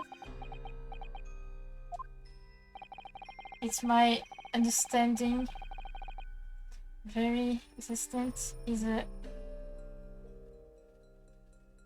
closely guarded secret. If it became known that I'd remembered, well, it'd be a rather troublesome, I think. I understand. Some sort of will that Genshin Asogi penned just before his death, which the man himself claimed was his last weapon. Was his last weapon. Putain, j'ai du mal. I wonder, perhaps it had something to do with his plan to escape? If there is anyone who might know more about a document that Kazuma's father left behind, it would be Mr. Vigil. Governor. Then we know precisely where we must go. Back to Barclay Prison. Aww.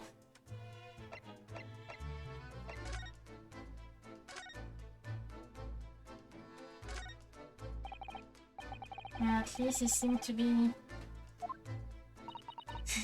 you know? Wasn't it? En vrai, ils disent qu'il a été très bien déguisé, mais dans le fond, je l'ai cramé, hein. Je l'avais cramé depuis un moment, en vrai.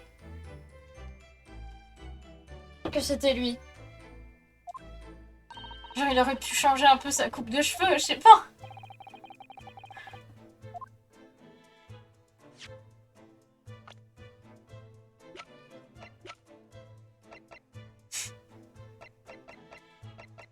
Ça me bute que je l'ai cramé. Hop, merde.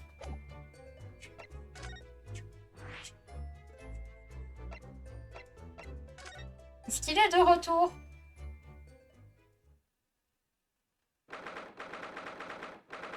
Is he back? Oh, he's back. Oh shit. Kazuma.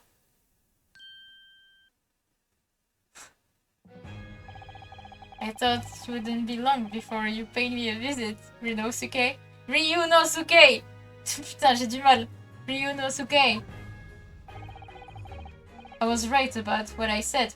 I was right about what I said, wasn't I? Sorry? that you that you have all the making of a great defense lawyer. Damn. Damn. C'est pour ça que je l'aime bien. Genre, putain, il est juste trop, genre, trop bien.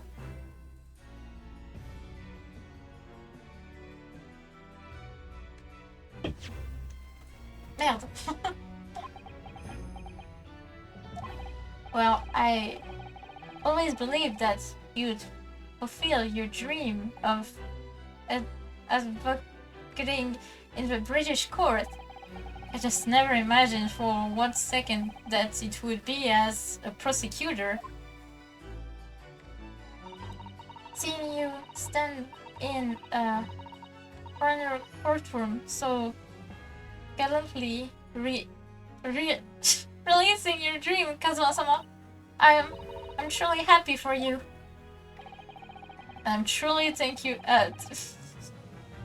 Thank you. Okay, thankful to you, judicial assistant Miko Toba. Damn, bruh. Ryunosuke. I always thought it would be fun for you and I to shake up the British legal system a little together. This isn't quite how I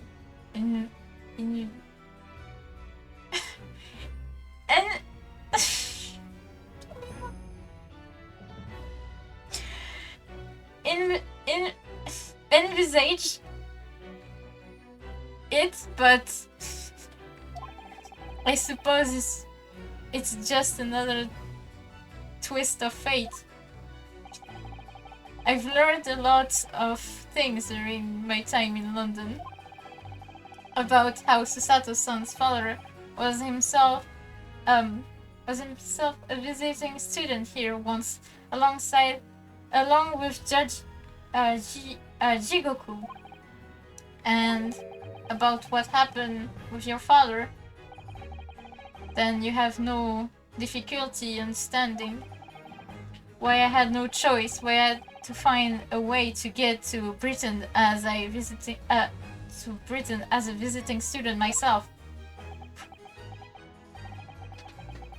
I want to hear it from you, Kazuma. As you wish, Ryunosuke Naruto. Non! Pas le prénom en entier, pas le nom de famille, le prénom en entier.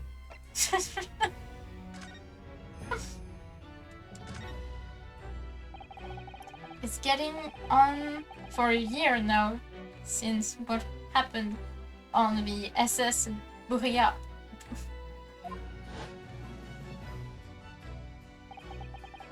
We were heading across the ocean from Japan to Great Britain when a bizarre series of coincidences led to those tragic events. I thought I'd lost you, my best friend, forever. I must have been unconscious for a long time. When I awoke, I was lying on the bed. It was a narrow little room. There was a posy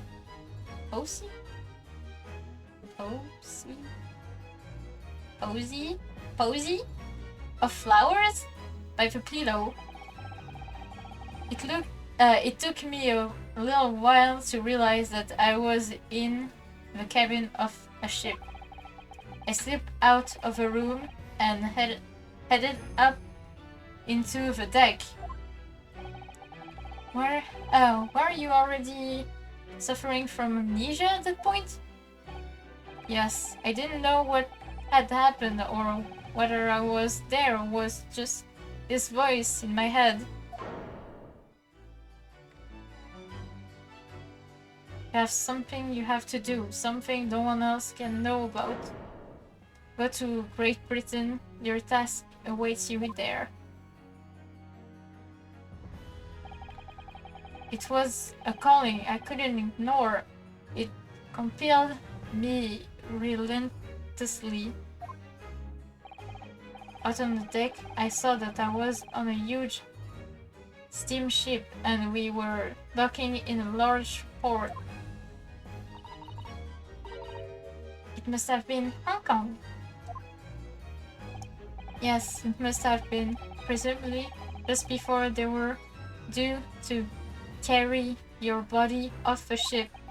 I had no idea of the situation, but I did have a feeling that this was, in some way, my last chance.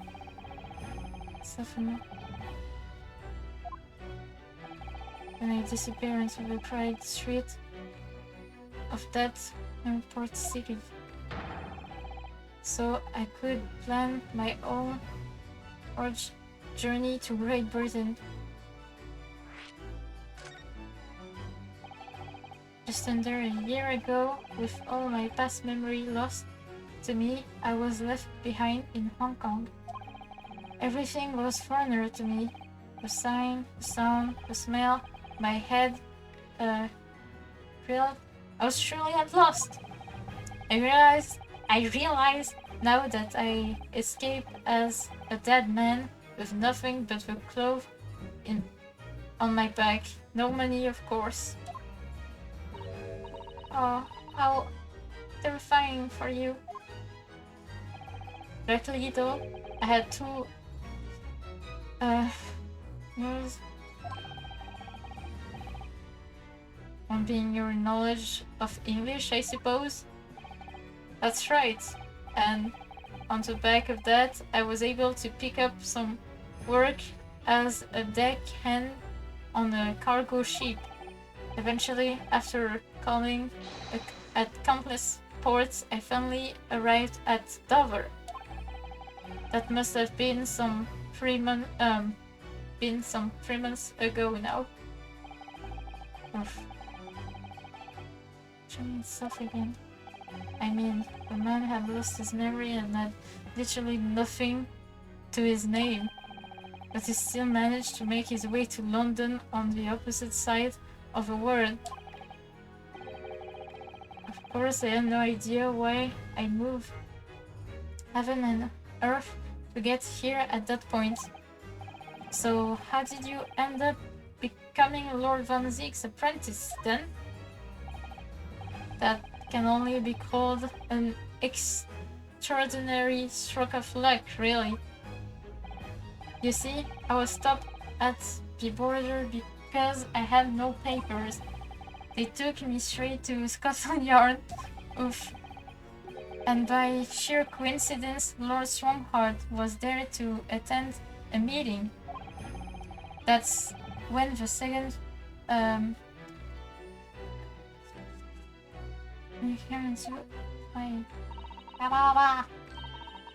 knowledge of the law. Yes, exactly. Strongheart was curious about even the English of British law. Took me back with him, framed courts, and assigned me to a prosecutor's office. And then, 9 days ago, finally got your memory back after the trial involving Trevor. Yes, I did.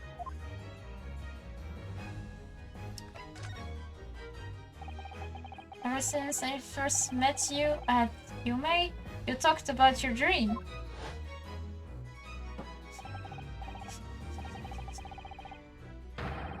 Non, en fait, ça me fait rire que, genre, il y a du vent à chaque fois qu'il parle. The wind is always by his side.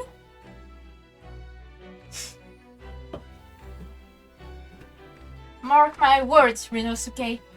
I'll be chosen as visiting student and make my way to Great Britain someday. Did you know the entire time about what happened to your father here? 16 years ago.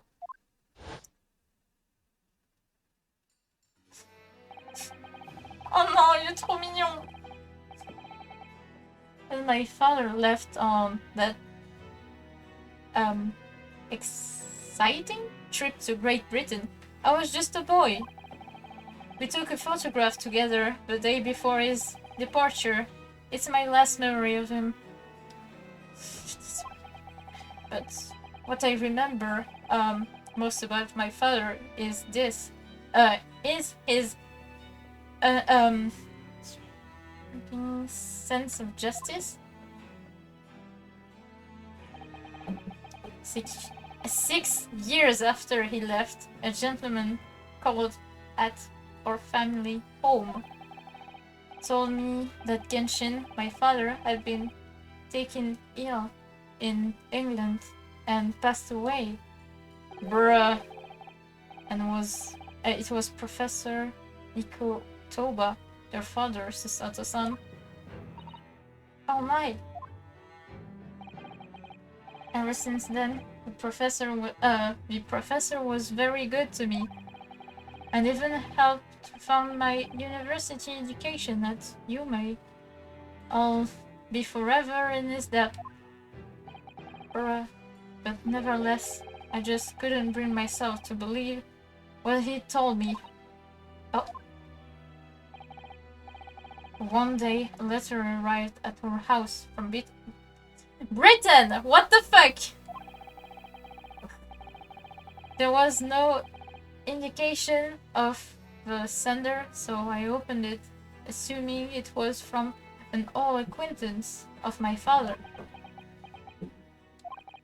What I read in that letter changed my entire life. What did it say?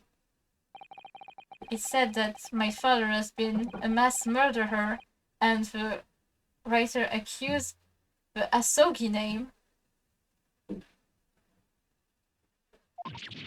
Oh no. As a result of that letter, I found out what had been hidden from me all those years.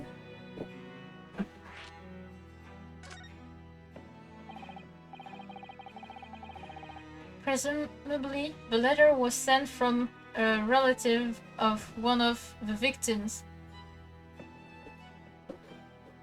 Is it Van Zieks? That... Or don't remember. Could have been present at the house trial. Yeah, my father had been sentenced to death for being a killer. I'm so sorry you had to find out that way. Imagine the British government did its very best to send that letter. No, who the fuck sent that letter though?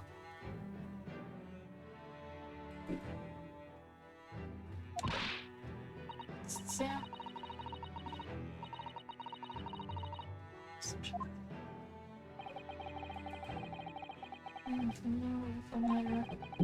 It was the first I ever heard of the professor and his terrible killing spree. Well, what did my father have to say about the letter? I couldn't bring myself to show it to him. What? Why not? Because he'd steal the truth from me by telling me my father was taken by a fatal illness. That couldn't have been easy for him, and he'd done it out of concern for my feelings. C'est mignon qu'il en veut pas. So instead, I showed the letter. I showed the letter to Judge Jigoku. To the other visiting student. But then he just left the letter off. But in that moment, I saw it on his face.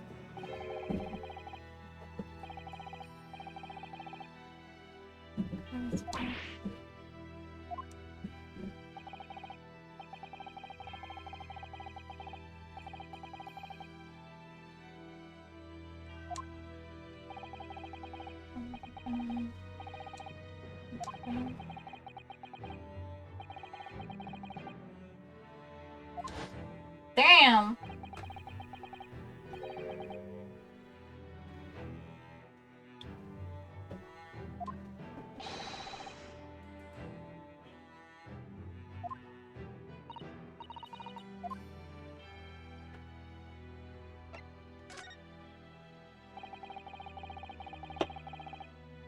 What we learned today in court turned things completely on their head.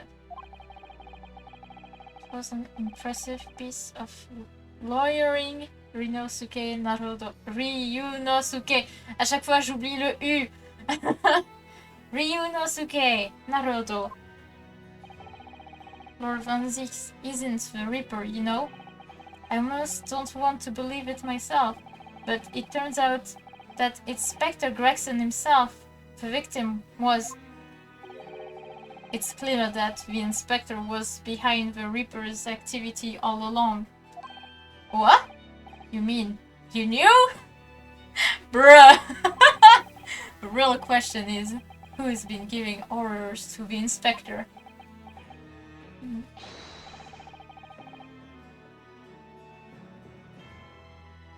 Eh?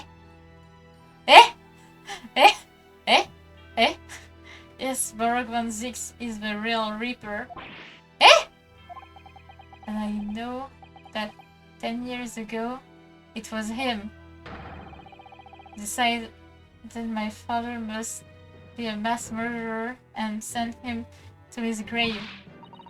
No, I was merely saying that justice was done as the law is not to blame.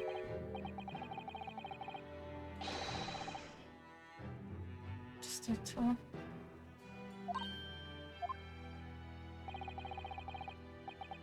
He must take responsibility for his action, of course. He must.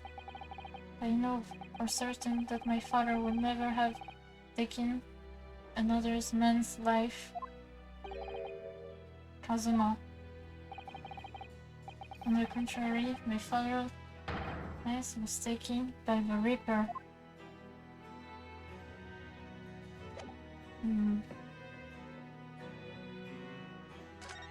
Ok, je dois lui dire quoi là du coup? What the fuck am I supposed to say to him now?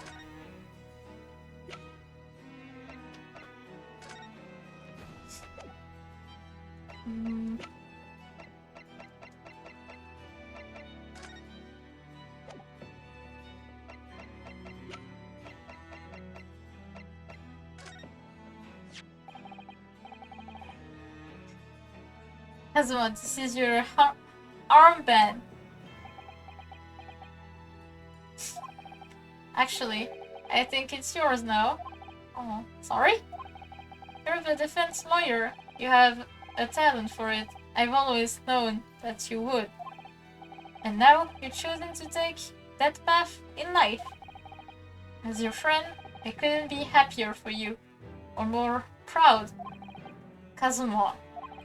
So, you keep a hold of that. Besides, I'm a prosecutor now. That armband would have no meaning for me. Well, if you're sure. Thank you, my friend. Je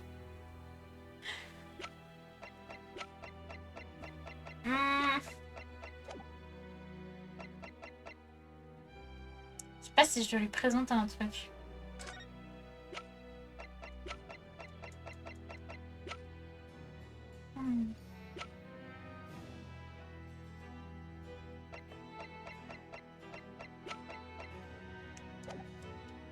Bon, ben...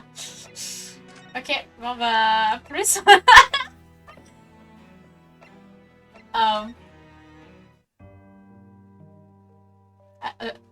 Bon bah, il est toujours là. Ah oui. Wait. Oh, wait.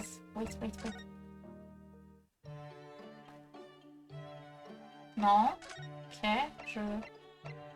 Tac.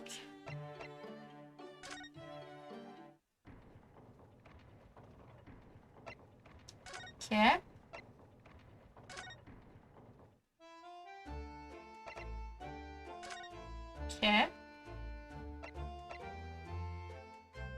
Ok. elle est là.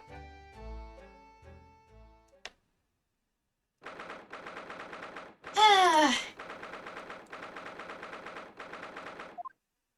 Hello, sir. Oh, it's back again, are you?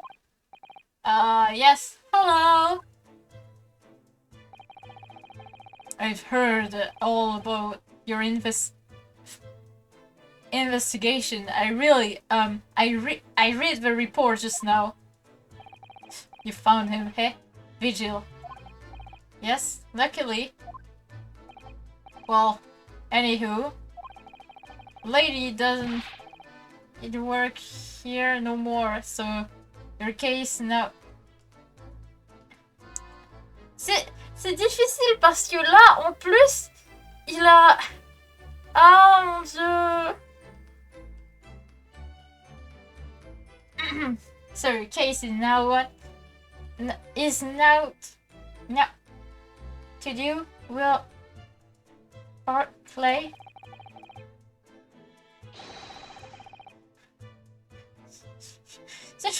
Monsieur, j'ai du mal à lire, s'il vous plaît. It's fucking hard for me to read this. Wow, I'm sorry. I wouldn't need.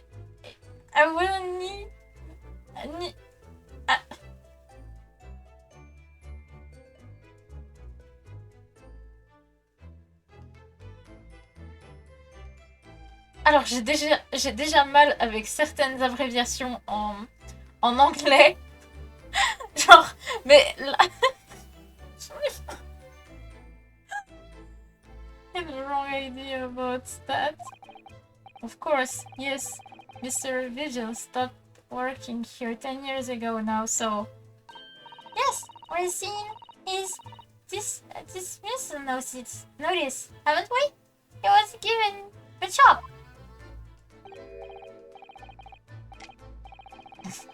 What the fuck? Kimmer? You can very well. So how about we handcuff biscuits? Oh, you really are like handcuffs, and as hard as the irons too. So, what brought you down here today? Well, there's something else we'd like to ask you about actually. Is that so?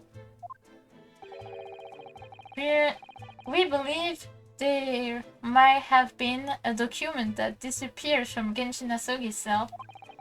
I think it's been called the Asogi's paper or something.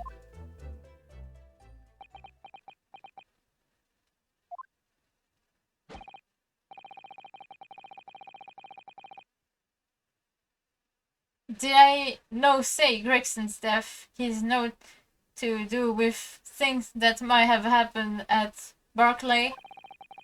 Leave the past in the past, laddie. Let's not footer about with irrelevant details. His expressions change completely. We're clearly into something here.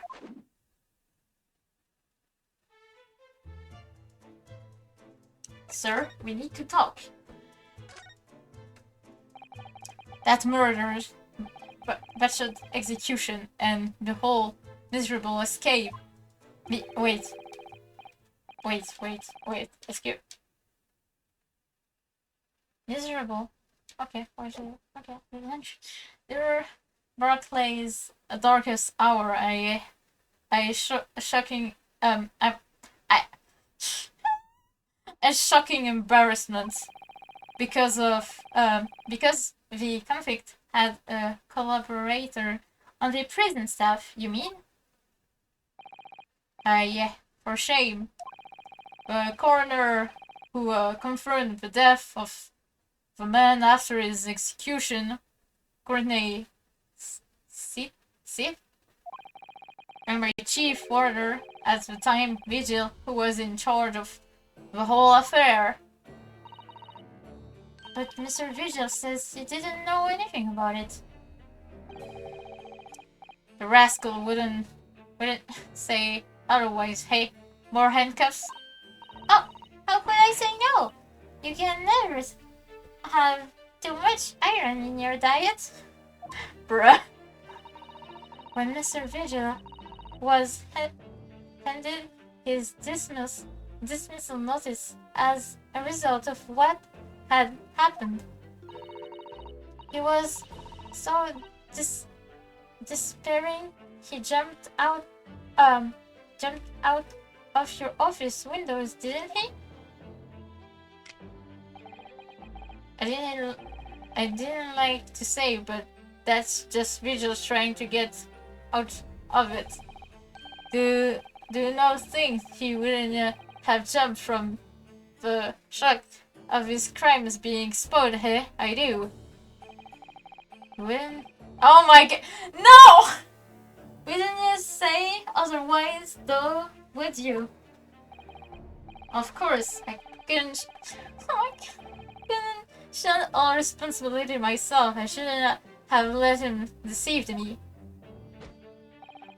Actually, there's barely anybody then. What went on at the time now? Bruh! With Gregson having been murdered and forbidden from having any visitors? No visitors? Someone obviously doesn't want her giving anything away. Well, we're not going home empty-handed. And I wouldn't dream of sending you packing with not humor. Here, take a handcuff or two. Oh, well, it would be rude to say no. I didn't wouldn't want to become bitch. I suppose if there is anybody whom I still can. What happened back then? That's from edition. Mario Gorey. Mario Gorey.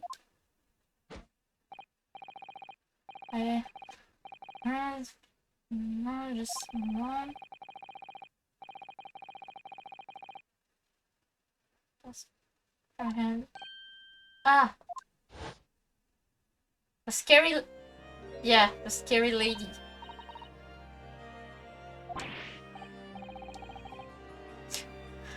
Where did she spring from?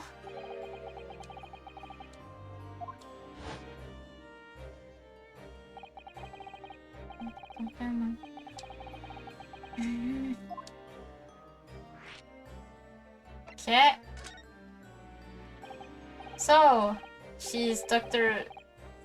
Zit's daughter, but her surname is Gorey. There's some family story, I'm sure, but I didn't get the instant out of it. She grew up watching her mom working with the bodies of folks who died in strange circumstances and decided to do the same with her own life. I can understand it myself. Perhaps she was driven by a deep respect for her mother? Perhaps. Anywho, she was in charge of Gregson autopsy, I believe. Right, and the coroner responsible for this incomplete report. Someone told me once that the Wilsey always loved her mom's stories about cutting up bodies.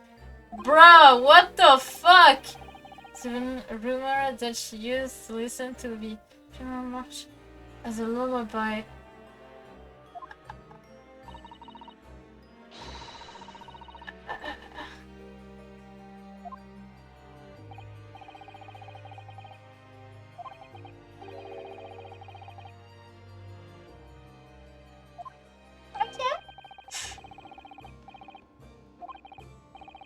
Thank you very much.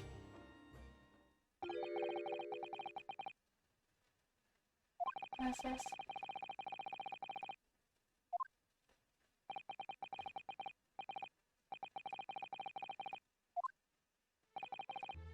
Sorry. Okay. For memories for everyone. Just Stay away. Leave me alone. Back here.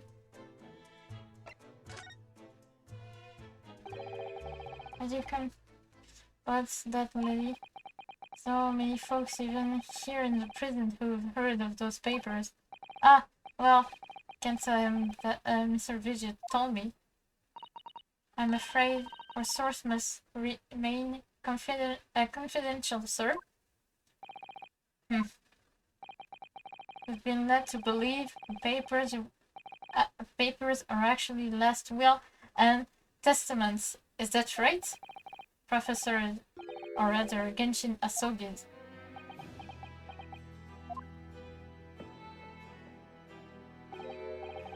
That's right. You're well informed, Jimmy. Is that the end of the silent treatment?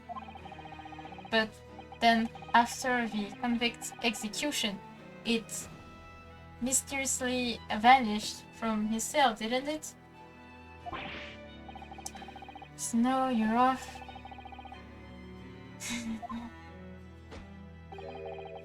J'ai du mal à lire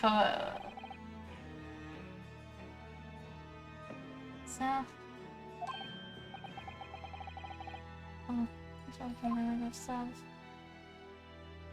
Oh! We just have... Sure, I can find it.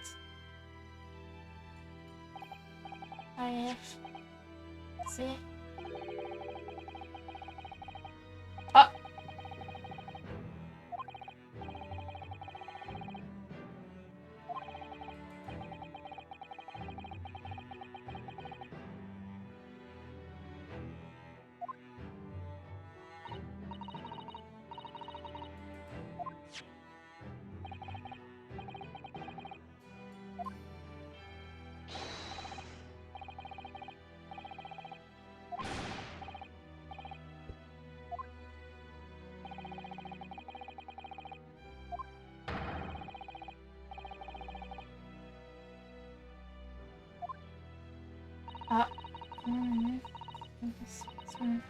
Just in case.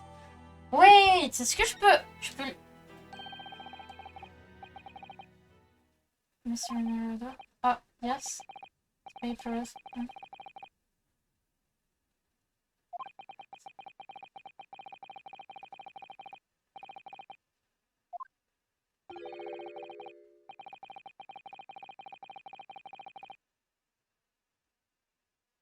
Oh no! Oh shit!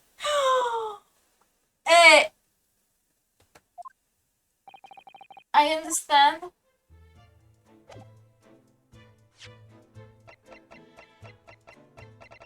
Oh no. I, Genshin Asugi, hereby request upon my death, left to me in woman, delivered to my son. Wait. Kazuma Asugi, Empire of Japan. It is with deep sadness that I accept my fate in this foreign land, in the knowledge that I will never see my homeland or my family again, but I regret nothing about my chosen path.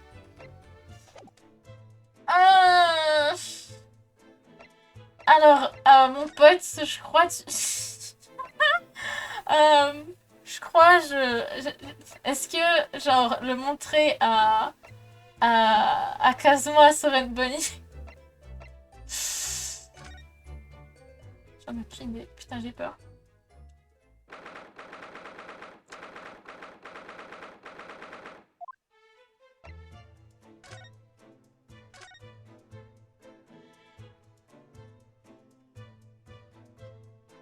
Je sais pas si... Après, on a tout vu ici.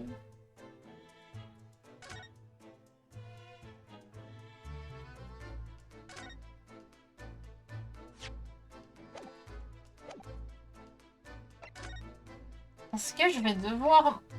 Putain... Oh.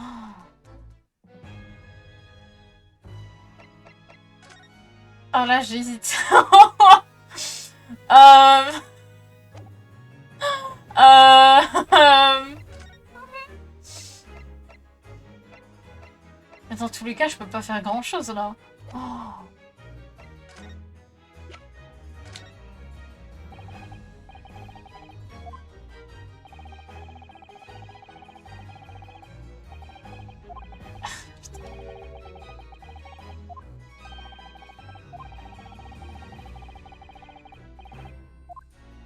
Ok, bon, bah, RIP. Ok, bon, je m'en vais. Allez, je voulais te montrer un truc qui pourrait t'intéresser, mais au final, ouais, bon, laisse tomber. Là, je peux faire quoi maintenant? Je suis allée partout, il me semble.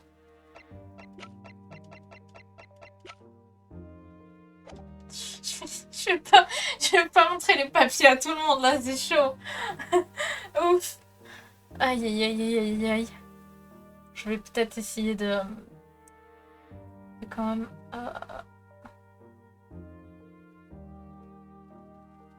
trouver de l'aide.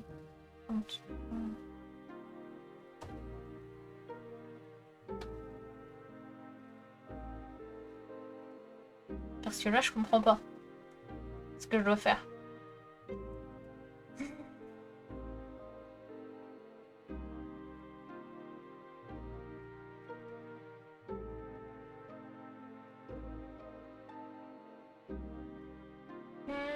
Ça c'est fait.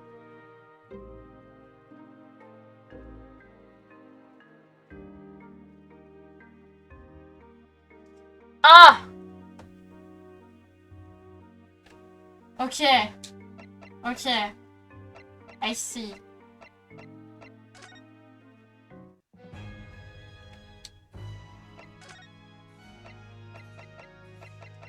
Merde. En vrai, j'aurais pas su directement. This came up in the trial, didn't it? As something a little dubious, I mean. The fact that no time of death was recorded on Inspector Gregson's autopsy report. Yes, there were some unexpected turns in the courtroom earlier. The suggestion you came up with certainly took everyone by surprise. The idea that the victim died the previous day at some other location is quite something. Well, considering when the pocket watch had stopped and the scratch mark on the candle, it's only a distinct possibility. The evidence and the scene both point to it. To be honest, it bothered me too. So I paid a visit to the autopsy room earlier. Wasn't there, but I got a name.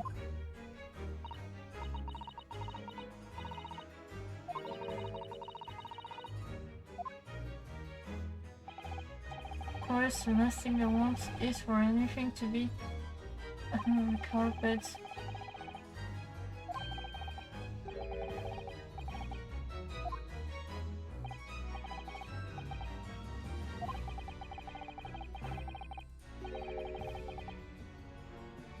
This way. Comment? Oh, thank you. Pay a visit. Oh, we need to go now! Rionu's okay. I want to thank you. Oh. For what? What for? For this. You safeguarded the soul of the Yasugi clan. Well, it is a famous sword that's been in your family for generations. My only slight regret is that I never got the chance to draw it before I returned it to you. Karuma is said to have been forged by a master swordsmith during the Sengoku Warring State period came from a long warrior, many of whom were expert swordsmen. Well then, we'll chip off the old block, let's say. Symbol of Yasugi clan's honor and might. Apparently, not my father and apprentice even took the blade's name or surname. Bruh, really? Karuba? It does sound formidable, that's for sure. 16 years ago, when my father was a visiting student here in London, he had his sword forever at his side. Again now too. And that's all thanks to you. It was an honor. Aww. Aww. No, I have preparations to make for tomorrow. Perhaps I said a little too much. Kazuma, you've changed. Oh, bruh. No, Ryunosuke, I haven't changed at all. It's you who changed. Bruh. Who know reverse cards. I can completely understand your ignorances given what happened, but the fact is, those events and this case are well unrelated. Is that what you want to say? How can you be so sure? What do you mean? Never mind. That man is the Reaper, and it's for that reason that the inspector was killed. Going to prove as much in court tomorrow by whatever means necessarily can let you do that, Kazuma. I know you'll do what you have to do as a lawyer, but I'm sure I don't need to tell you that I won't be taking any prisoners in a court. I would expect nothing less. Until tomorrow then, in the old ballet. Okay, bruh. Goodbye!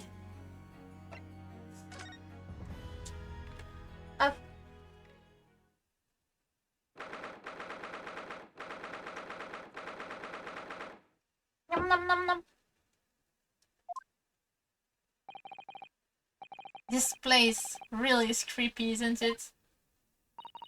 Well, being a dead room is probably full of spirits of the deceased. But actually, there's a rather pleasing scent of rose in the air. While being a dead room, corner probably needs a ball scent like that to mask the odor of death. Iris, do you think we could change the subject? Oh my god, please. What was that?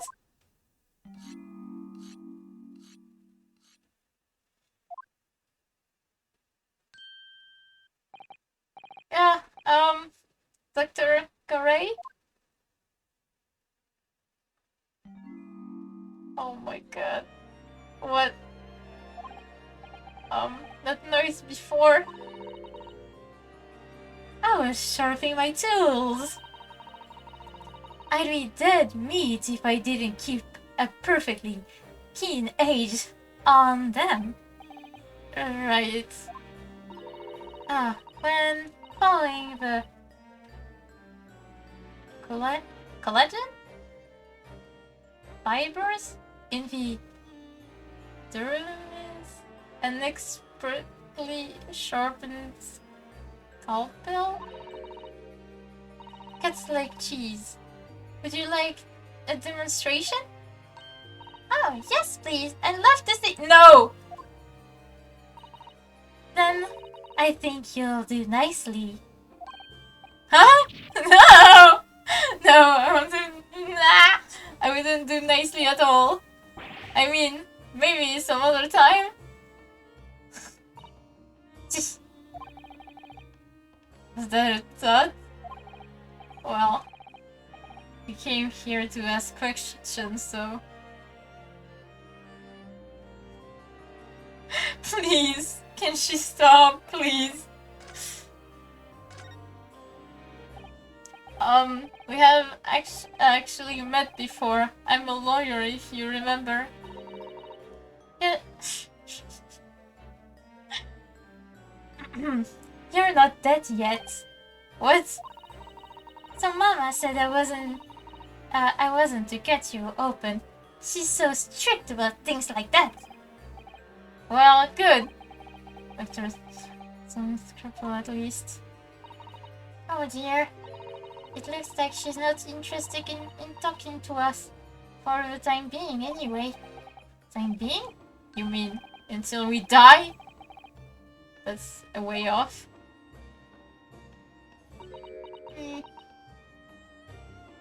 I'm scared.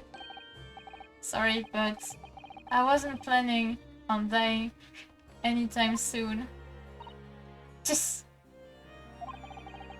Surely there's some less dramatic way of making her listen.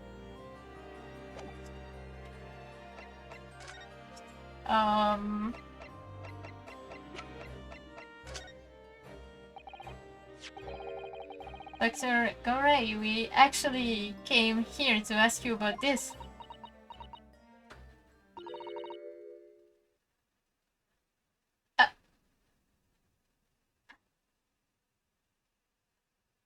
Huh? Huh? Quoi? He was very good. Good? Sorry?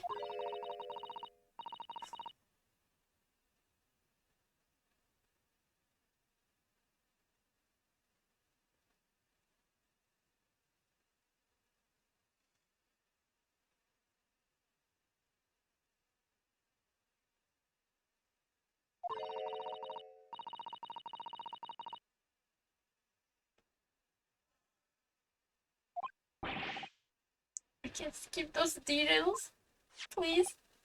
But there is one thing about your report that caught my attention. You don't seem to have recorded the time of death.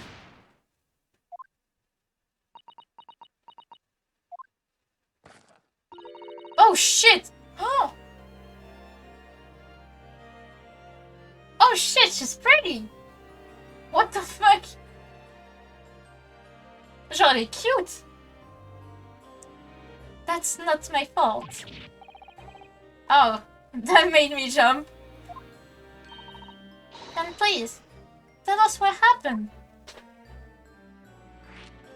Bon, par contre, she's still scary. So, why doesn't this autopsy report include the victim's time of death then? It's really the most crucial detail.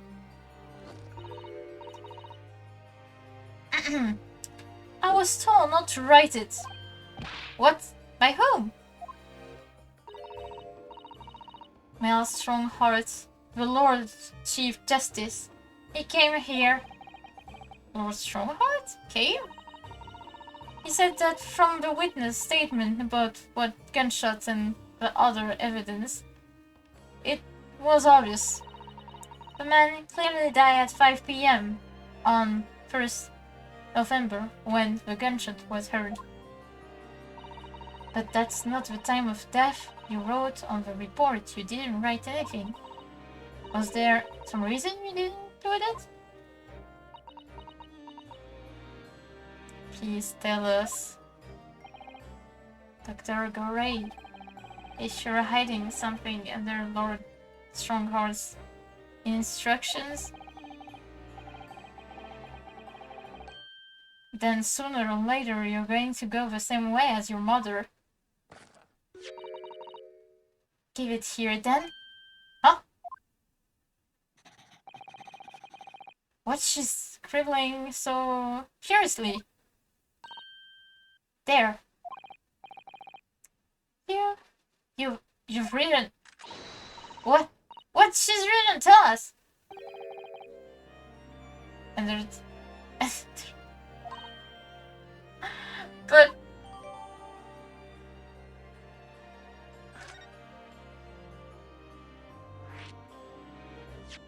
Bruh.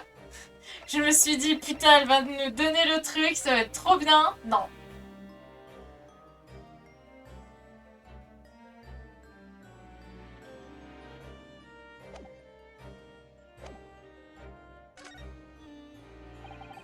What do you mean by that?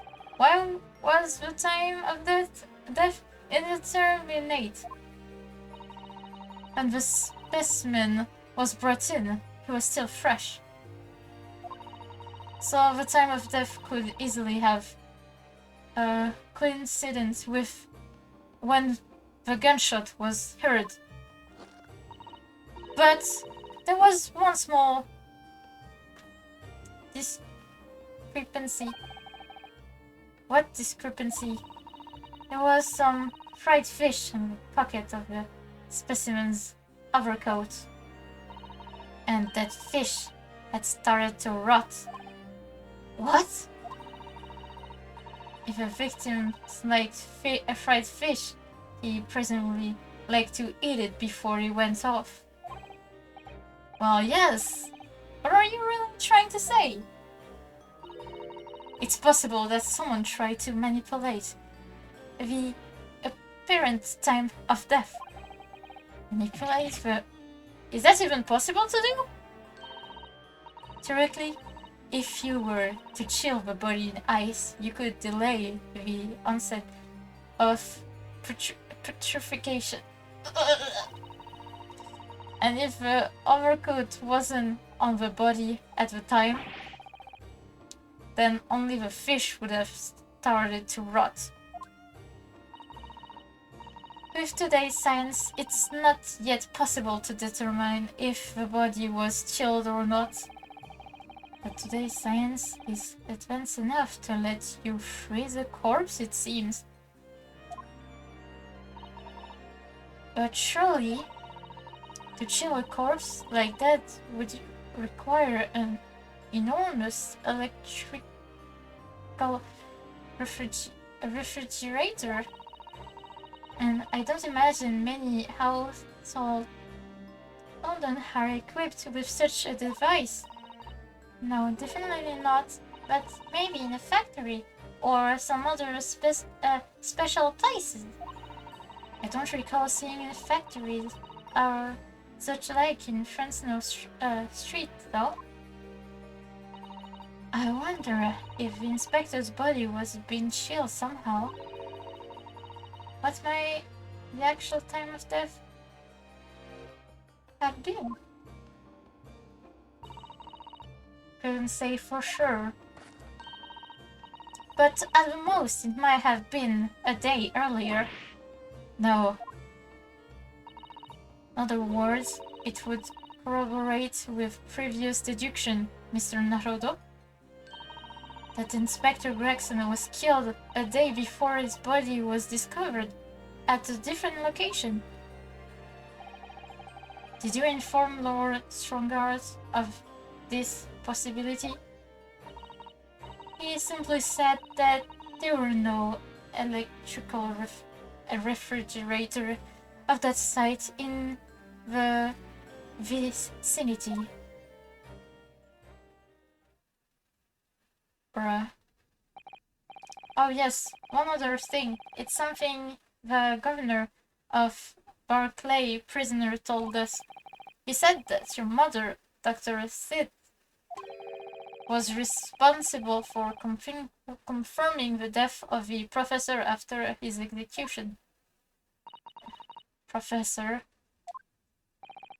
Apparently, you always enjoyed listening to your mother's stories about her work, so we were wondering if you might know something about what happened 10 years ago. That's not all my mama did. Sorry? My mama carried out the autopsy of Clint van Zieks as well. What? Really?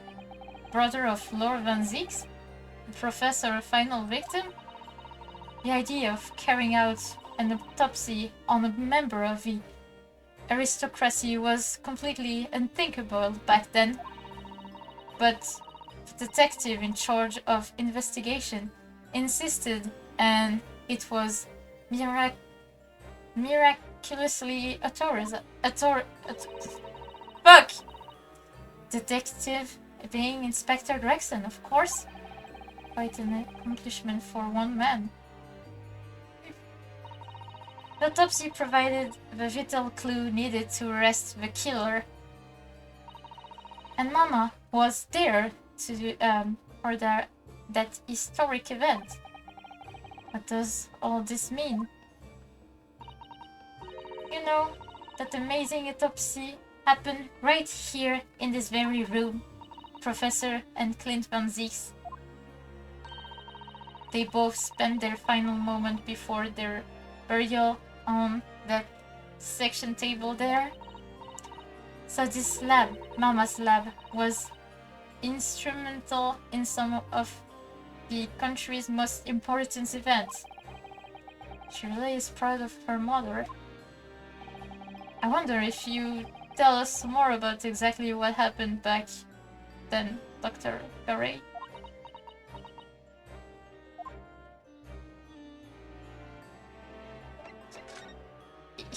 Oh my god.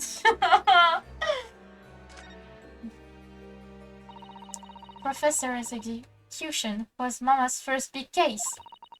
She had to be in attendance at Barclay Prison execution chamber and signed a certificate to confirm the convict's death. Mama is the best coroner in the world, you know. I was so proud of her. But the execution didn't actually take place. No, and worse still, Mama actually helped with the jailbreak. I didn't want to know. Oh dear, you found out recently, you mean? I believed in her, in Mama, but now I wonder if I'm starting down the same path as her. You mean because the time of death on his autopsy report? On this autopsy report? But that's because of Lord Strongheart forbids you from including it. Just like Mama, I'm sure she was coerced by somebody too. Yes, that's my feeling as well. There's no doubt there were a powerful force at play 10 years ago. That execution couldn't have been staged without a lot of people at the prison knowing about it. Obviously, the prison governor must have been in on it as well. Big man with the little handcuffs? According to what he told us, he was tricked by the chief warder. He said he knew nothing about it. Of course he said that. I'd say the same thing. Just who was behind this jailbreak all those years ago? You mentioned the autopsy of Clint van Zieks. It was a time when carrying out autopsies of murder victims was very unusual. It's still not a practice that's absurd in our country even now. It turns out that he was the professor's final victim, and when the autopsy was performed, Mama was present, although only as the secondary assistant, person leading. It's called Dr. John H. Wilson. That's right, my daddy. There was one other person present, the primary assistant. Was a visiting student from the Far East. Wait, a visiting student? Must have been my father, Eugene Mikotoba. I had no idea Professor Mikotoba had been involved in something so important. But the outcome of this historic autopsy was the discovery of a vital piece of evidence that led to the capture of the professor. Putain, c'est sourire par contre. Oh fuck, that smile. Like, she's really pretty, but like, that's scary in a way.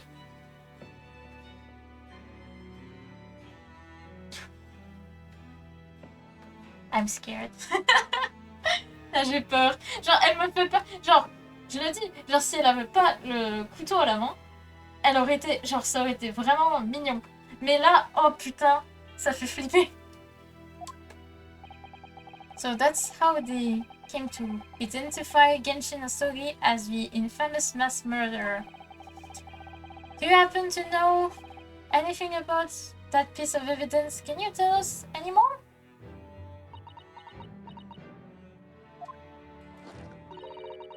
Would you like to see the record for yourself? What? Would you, would that be alright?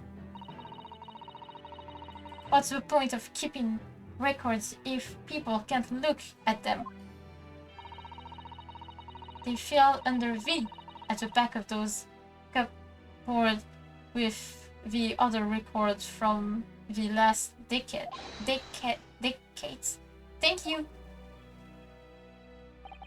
Let's see. Van Zieks. That's strange. What, Mr. Narodo? They aren't there. There's nothing under Van Zieks. There must be. Perhaps somebody took them away? No one's allowed to take documents related to the professor case out of this room. But you're right, they're gone. Well, when was the last time somebody looked at them? Do you remember? It was... Oh yes, I remember now. It was 2 years ago. Consulting detective came one day saying that he'd like to see the record. No, you don't mean. Barok Van Zieks was his name. Deep down I knew that was coming. Do you think he stole the records? Oh no, surely not, Iris. That can't be right, can it? Uh-oh. Iris? Uh-oh.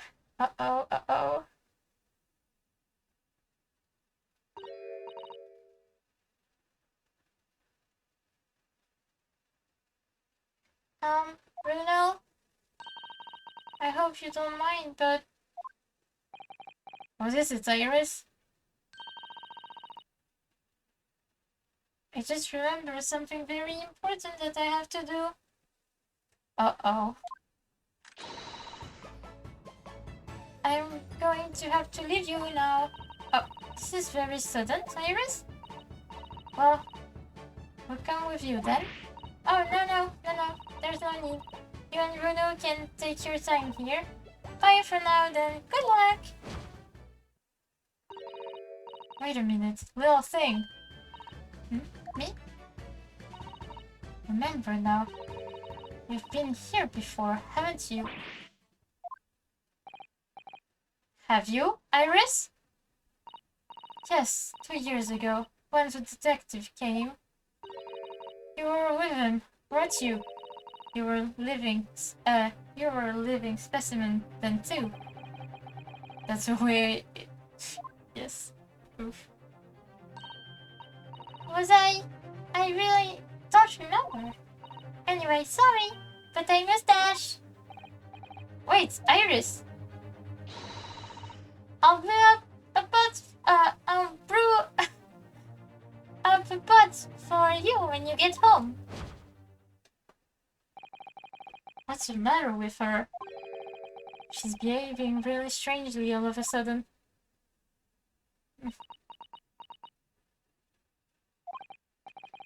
In that case, we won't keep you any longer either.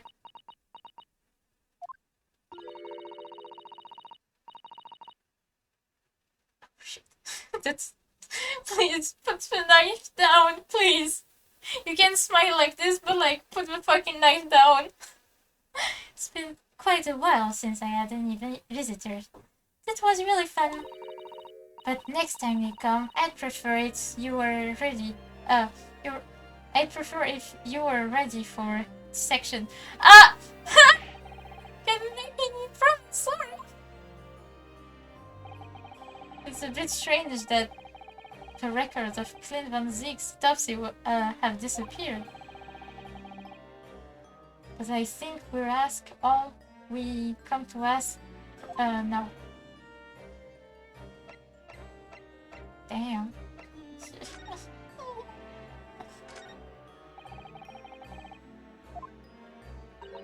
Uh-oh. Uh-oh. Uh-oh. Uh-oh. Then again, let's not. At least not while she's armed.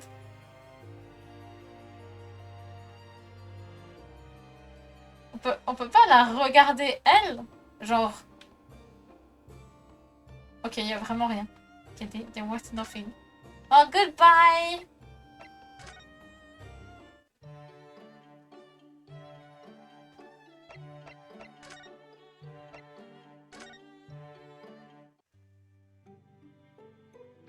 No? Wait. What do I do?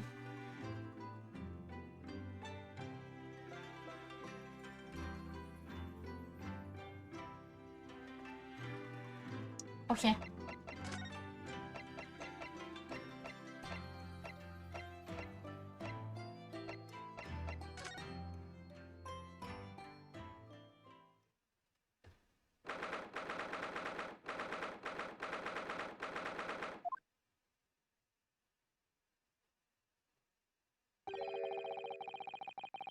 Police are still busily investigating here and then. But Gina's nowhere to be seen. Where's she? Yes, it's been blissfully quiet, hasn't it? Perhaps she's out investigating on her own, practicing what her boss taught her. Well, I expect she'll be back before too long. Shall we wait? Actually, there's something different about this room since the last time we were here, isn't there?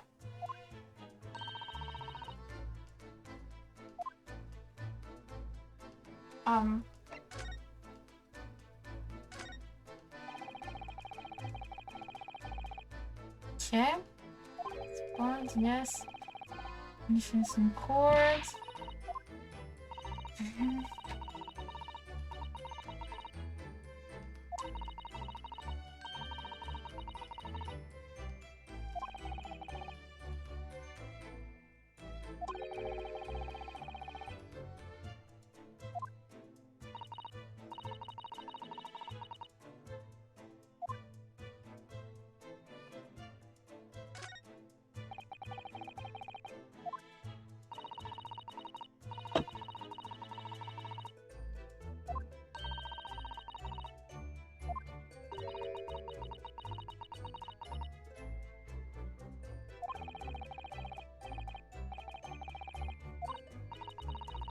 Damn.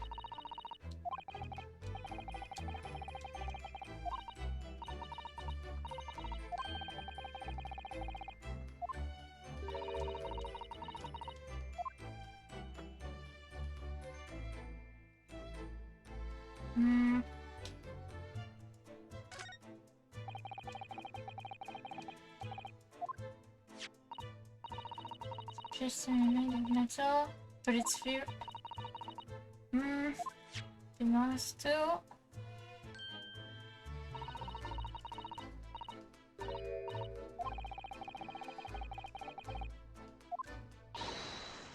Oi, what do you think you're doing? Oh, it's Gina.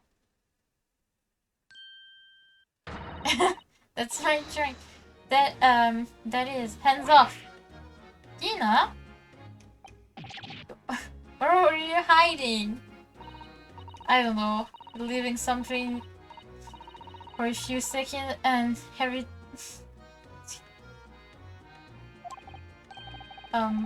just wild guess, Kina, but it's real light. Although, is it fair to say that you're only till this morning's trial? What are you trying to say? Come on. We were always...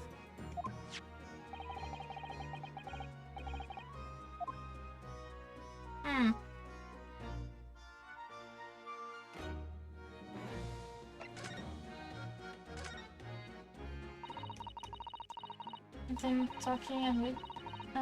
they should be ashamed of themselves. Saying... The boss who killed all them. Oh, you mean the whole Reaper thing? Yeah. Apparently the boss was investigating stuff that no one else at the yard knew nothing about.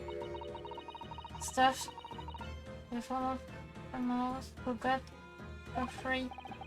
Yes, the ones Barok van Zieks who used to condition. Not giving the orders, weren't it?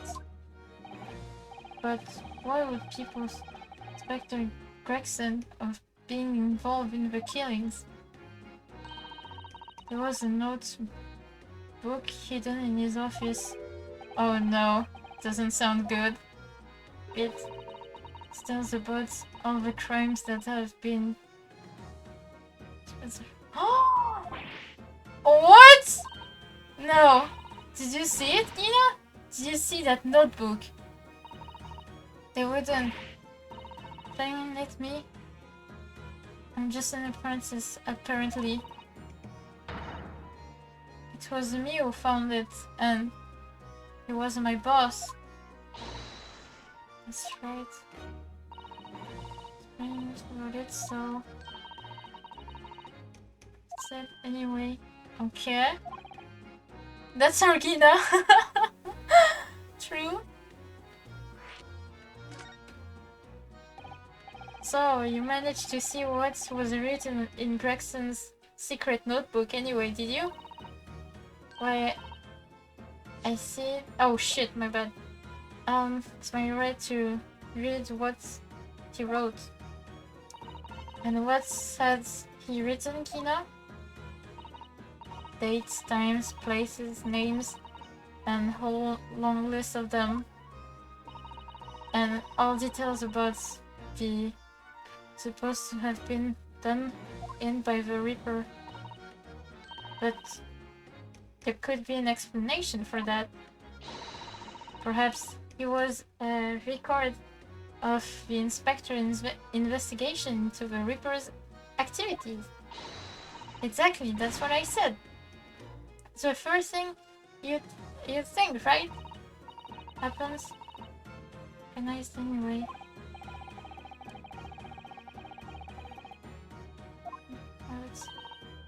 Oh yeah, but there was one name right at the end. That was a bit odd. You mean October? Day before. I'm dead. So what's the odd name?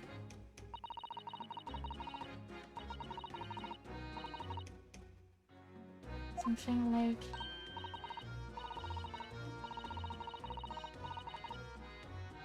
I think it was an English name. Put it that way.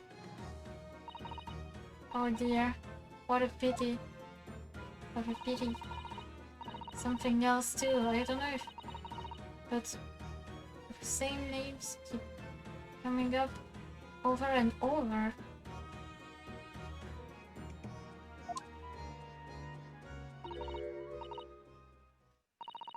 Shin. It was... I don't suppose it means anything, but...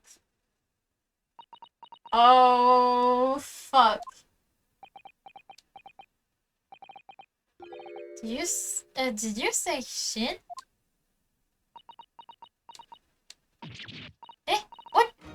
It does mean something? Van Zieks knew the name too. He mentioned her as well. The woman who actually did the deeds. And now we found out her name appears in Gregson's secret notebook? Fuck. We haven't seen you for a while, for a little while, have we, Gina? Well, of course not. I've been busy, ain't I? Investigating and that. Lads at the yard are trying to trace the boss movement the day before it happened. The day before? That would be the undercover investigation into the Red-Headed League then? Only the boss didn't go, did he? We found some cover what was pretending to be him, didn't ya, Odo? Yup. Putain, mes yeux. Pardon. Yes, it was Mr. Vigil who actually went to the park on Lim Street that day, posing at Gregson. As Gregson. Well, anyway, you ain't the only one turning stuff up. I've got me on the way of getting results.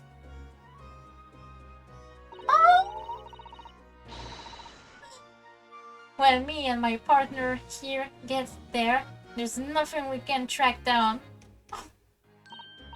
Oh, don't Toby. We're such a faithful friend. So, have you tracked anything down then? What did you think? Of course we have. Can't tell you, though. Police business, ain't it? Ugh. Anyway, the point is, if you lot ever needs any help, you know who to turn to, right? Me and this... Right, because it looks so, so... Hell. He's honest. Oh, so cute. He's so cute! So cute. Gina, about your harpoon? Food there?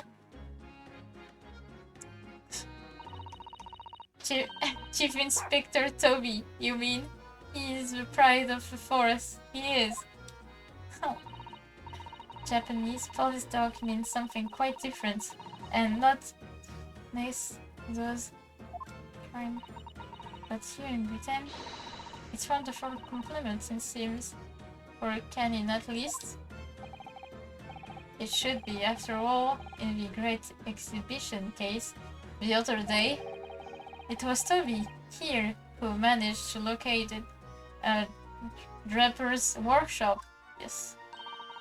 Maybe it's time for another demonstration of what this super dog can do, hey? You have something the Chief Inspector could catch a scent of? I wonder.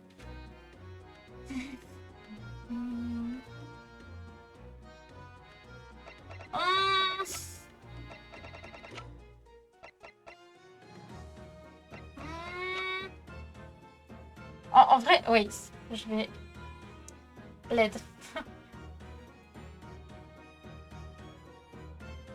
Oh.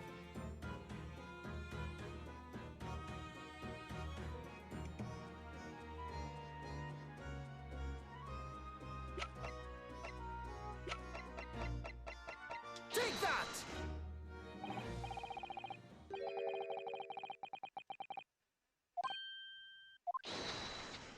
Sniff, sniff, sniff, sniff, sniff, sniff, sniff, sniff, sniff, sniff, sniff.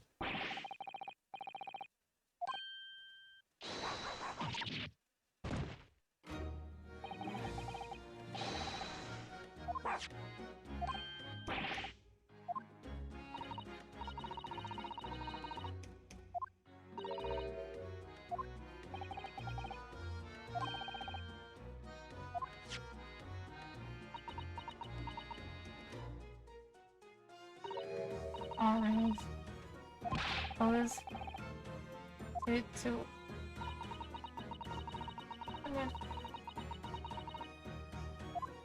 Shit. So that's... Yeah, that was a bit more worth it. Eh? I think it's time you told us the truth about that trunk.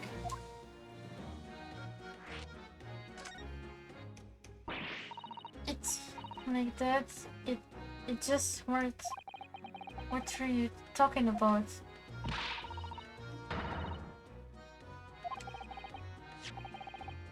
What did happen?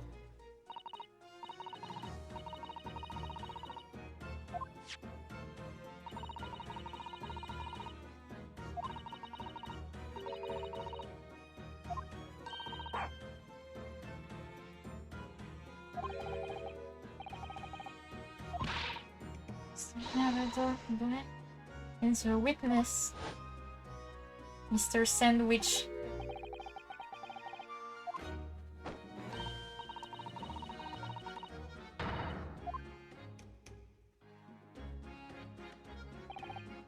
I mean, some gunshots killed in here. Exactly. Not just from the scene. Goodness.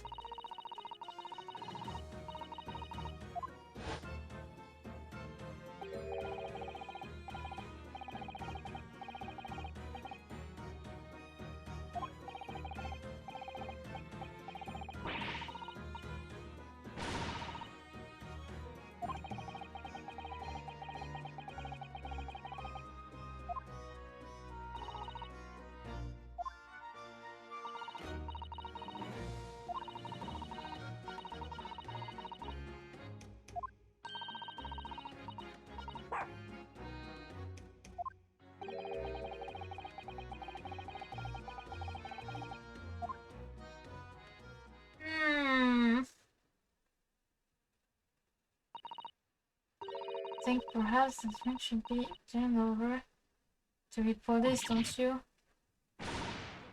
I'm the police! Kina, if you wouldn't mind, could we maybe examine it? Yeah, alright then. Do what you... Let's... Thank you. Let's go! Okay. What's the matter with Toby?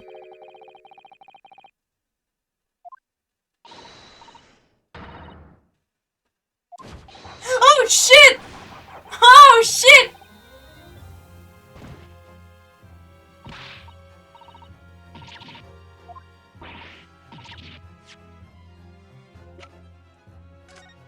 Well, I'm dead now. Bon, je vais juste l'examiner en speed.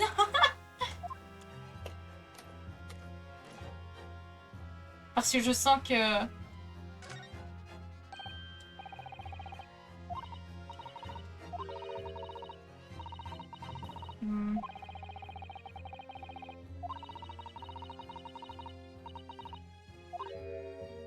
Oh, what is it?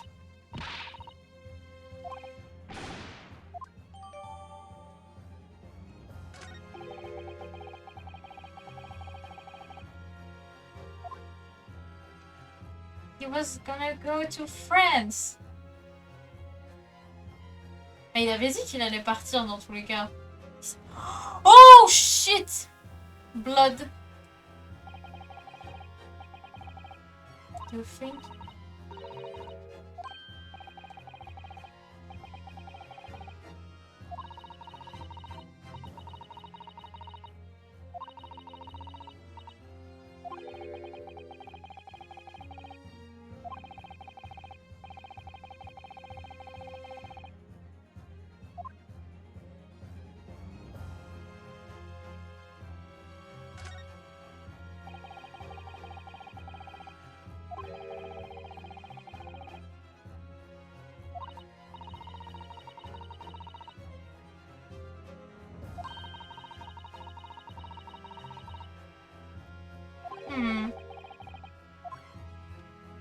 I wonder what happened.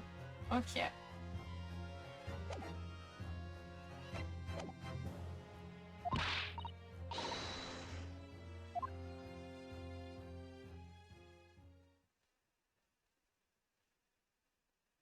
I died.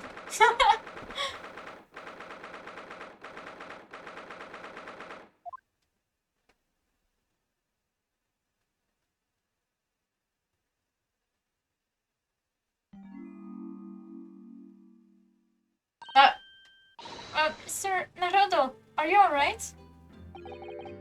Miss Sato. Mr. Sholmes. uh, uh, conscious again at last. A blessed relief, my dear fella. After all to drop dead after moderate licking by a small terrier most unseemly.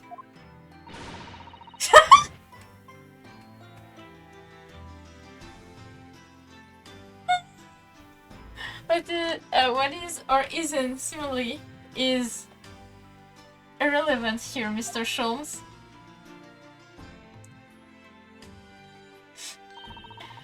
I'm so glad there's no lasting damage. How are you feeling?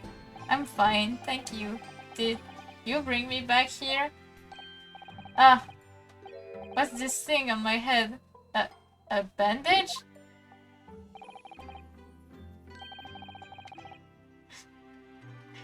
Sadly, we had no ice, so that's a compress of sugar water. Sugar water? Don't worry, Mr. Naruto. It's first aid treatment that my father taught me. Oh, thank you. So, let us take tea when you're feeling up to it. But of course, no sugar in the patient's cup. Ugh! The bump on my head is throbbing sweetly enough, don't worry. Whenever you feel ready, then.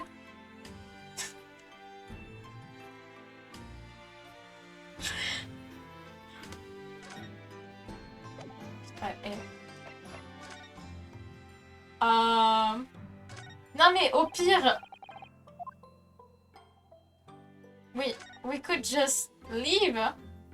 We could just leave. Genre, ça serait, genre on peut partir. Genre, c'est très bien. Genre, vas-y, on peut aller où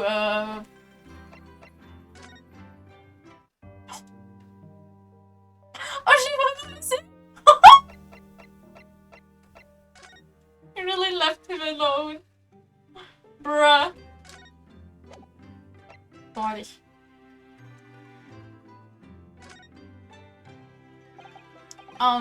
Thank you for your concern, Mr. Sholmes. My dear fella, think nothing. Think nothing of it. I must say, I was quite startled when I heard that you've been attacked by a dog. For a moment, I feared that infamous murder of so many had come back from the dead. You mean the professor? Fortunately, I see your prize throat is unscathed. That stiff turned up color of yours obviously afforded some welcome protection. Was I that close to death? All I really remember is the dog licking my face over and over and over again. Well, if you wish to avoid such trouble in future, a little mustard spread on the cheek should do the trick. True. I should think that would balance the sweetness of your bandages rather splendidly. That's all you have to say.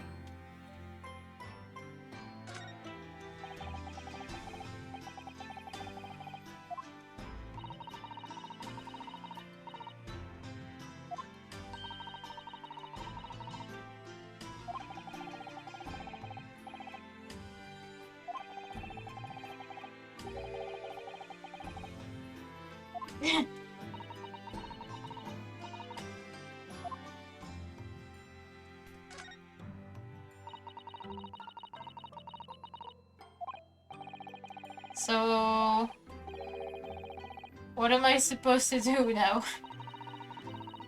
Je vais regarder.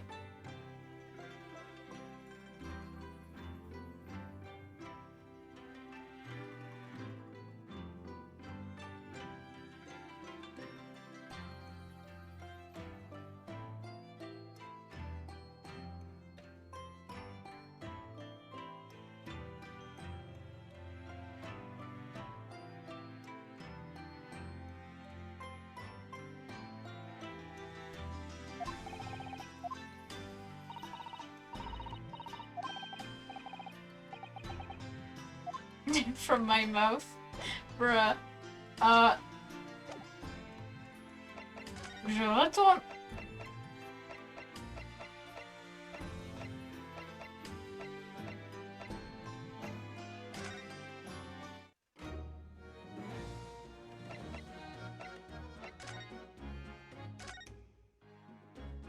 Oh, Gina. Gina, I'm really sorry. 15 minutes. If you asked me a year ago, because could go. Cared. Simply.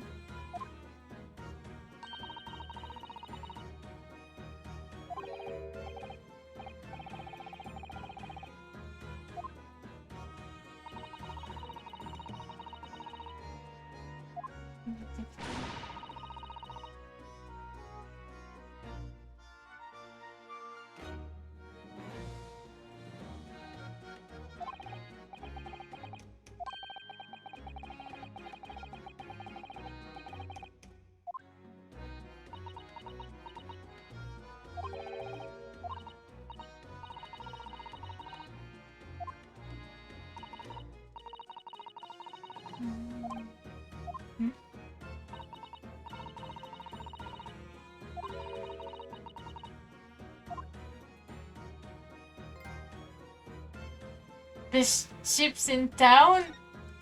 Are you... Huh? That... C'est tout? C'est la seule chose qu'elle va me dire? Ok. It's fine. It's fine.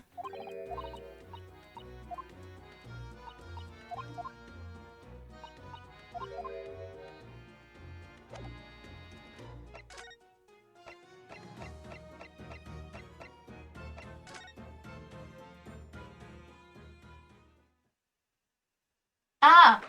Ok, non, c'est bon.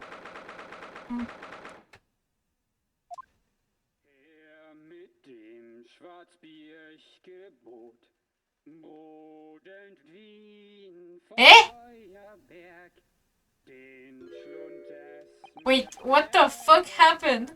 Ach, Hopfen, deine What on earth is going on here? Am I having a bad dream? Reich befahl. Ah, no. It's an old German folk song. Rather a fine rendition, I think. That's the least of my concerns. Iris? What did she do? Iris, what's the matter?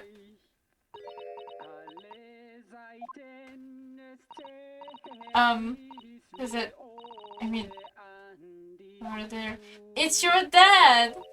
It's your dad! Can't you see? Putain!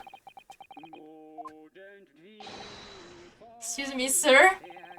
I do apologize for troubling you. Willis, you're singing so... kind enough to explain the situation. He dead! He dead! Well, that works. Gentleman and a mute young lady. Rather...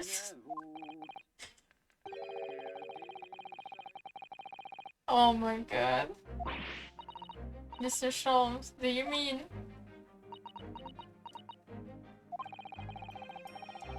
Oh mon dieu.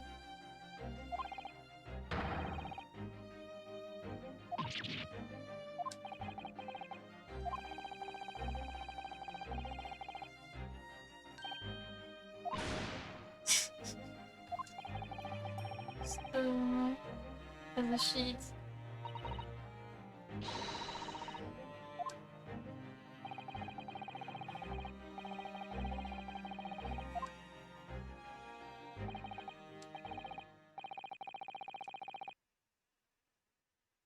Yeah. Oh no. Oh no! No! No, pas la fin, putain.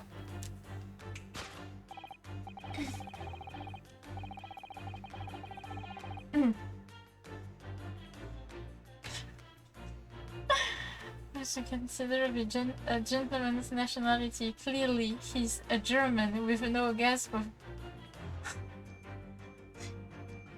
C'est le daron de ce Sato-san! What the fuck?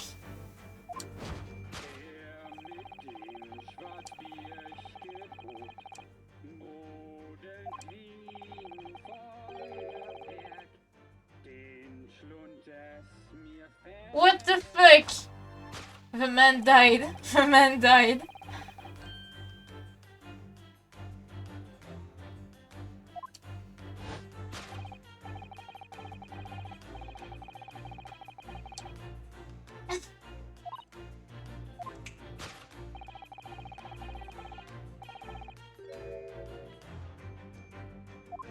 Merci. Famous are blends. Merci.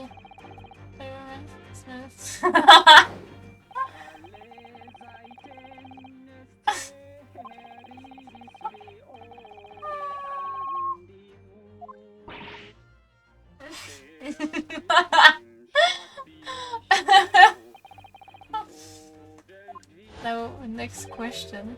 Who exactly is it? We all know who it is! Putain, mais on sait c'est qui! Putain, Sholmes! Bruh!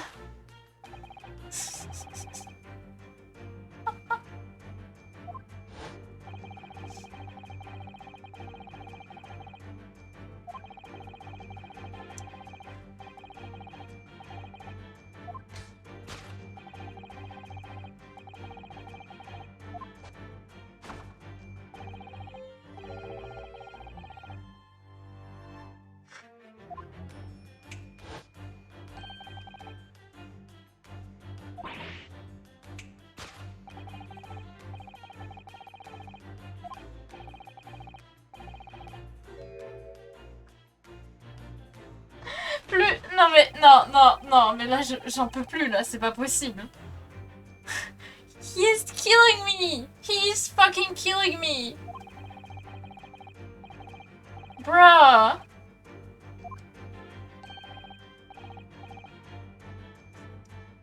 Shut up! Shut up, Sholmes. You're dumb.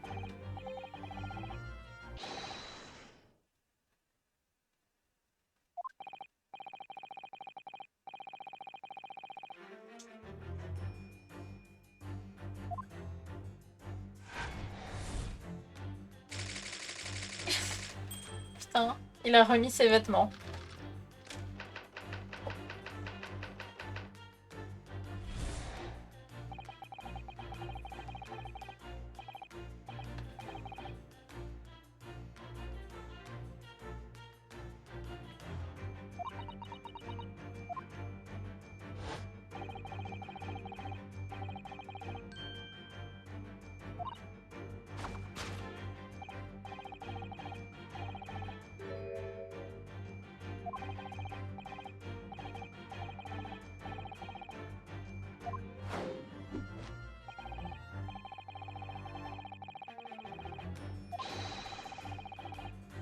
C'est bon, il a fini.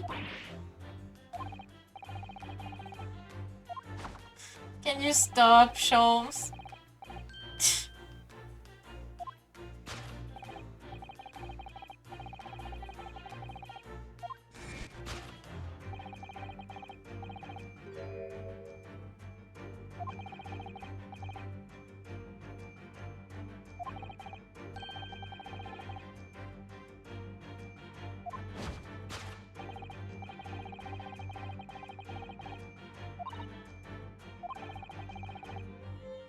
Non mais, hey, Sholmes! Please! My favorite cup has been broken by the King of Germany, and Iris, you try to conceal it from me. and now he's depressed. I shall have a bill sent via government channel to the Germany royal family at its replacement.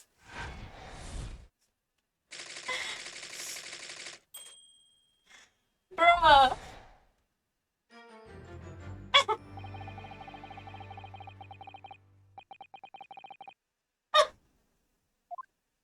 He's sad because of a cup! What the heck?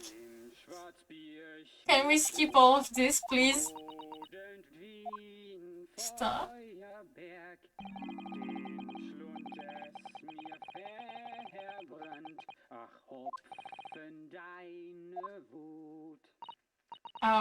Mr. Schultz, I must say something does rather trouble me. Pray, Miss Sasato, do tell. His Royal Highness doesn't appear to have moved the muscle since we arrived. Ah! And you haven't said a word either, Iris. Did you kill him? If Mr. Scholz has it alright, you might as well own up to it now.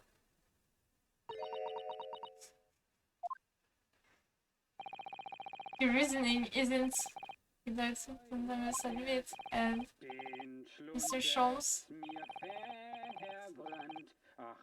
Oh my god.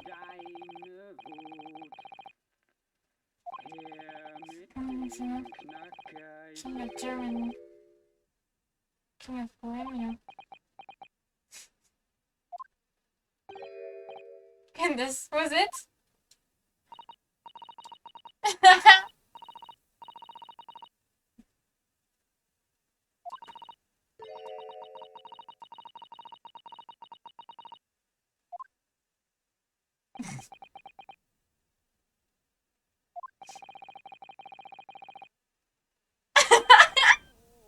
C'est pas comme s'il avait fait plusieurs erreurs, hein. Alors voilà, hein.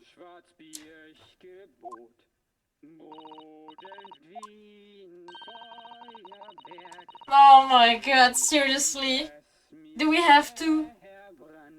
Genre, la chose, genre pour moi, la chose qu'il faut juste faire, c'est réveiller la personne, ou au moins lui retirer le masque. C'est tout.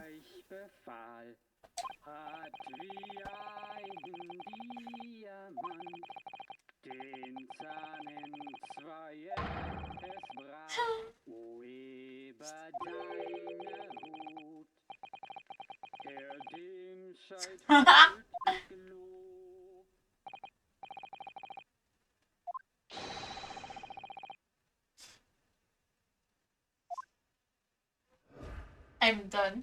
J'en peux plus, j'en ai marre. Hold it, Mr. Sholmes. You are a dumbass.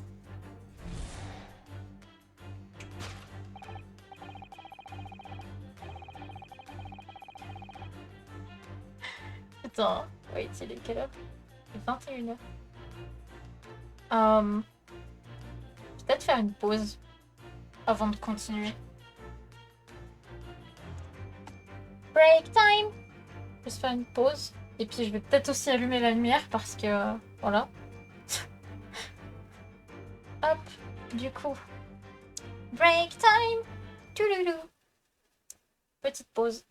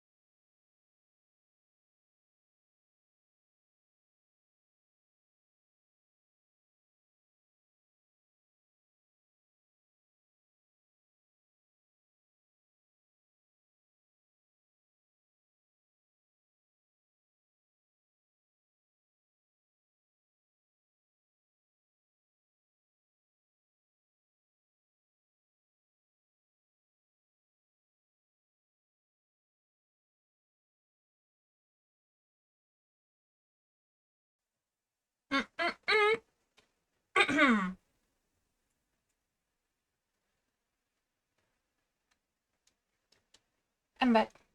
Je suis de retour.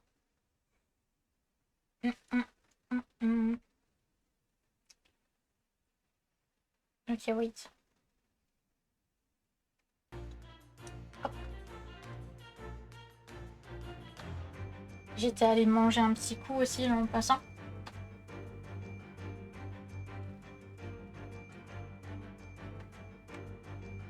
Donc voilà. Normalement, là c'est bon. Oh putain.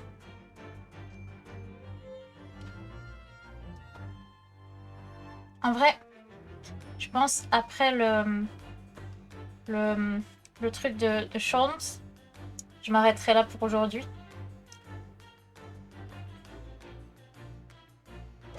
Parce qu'en général, il en met du temps. Hein. Par contre, je pense que je vais me servir du guide. Parce que, voilà. J'en ai un peu marre des parties avec Chance, en fait.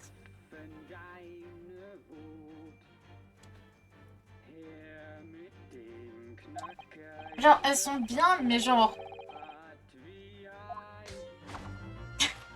C'est un peu chiant après avoir passé du temps à parler avec... genre, à essayer de trouver des indices, etc.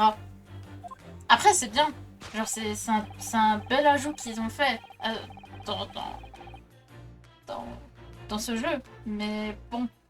Voilà, quoi.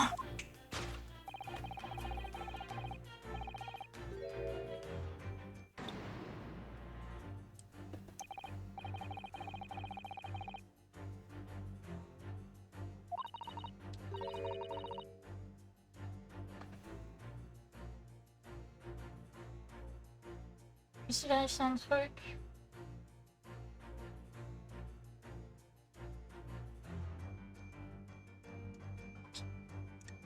Bon.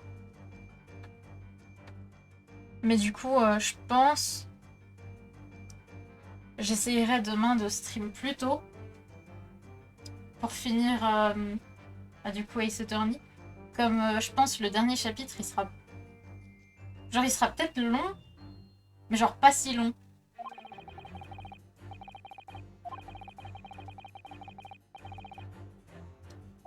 I suppose I said... No.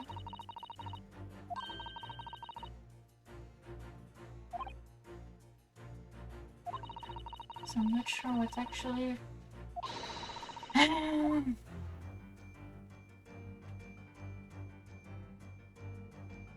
Ah.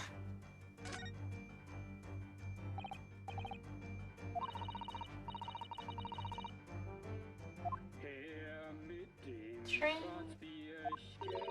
Something appears to be coming from the horn. But machine singing? That can be right.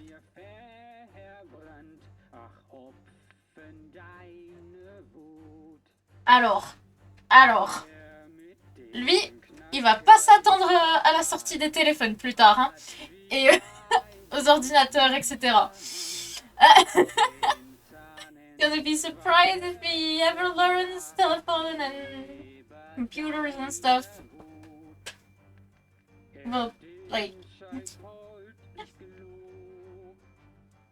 I don't remember what time they are in the game. But like, it's way before telephones and stuff, that's for sure. But like, yeah, he would be surprised. Il serait, genre, ça le choquerait, je pense, de voir un téléphone. En vrai. Wouah! Pareil que Kiryu quand il a eu son premier téléphone. Science and technology are changing the world rapidly, Mr. Naruto. What's right is changing too. Ugh, it's too much for my brain. Well, at least we found our answers. Take that! Take that!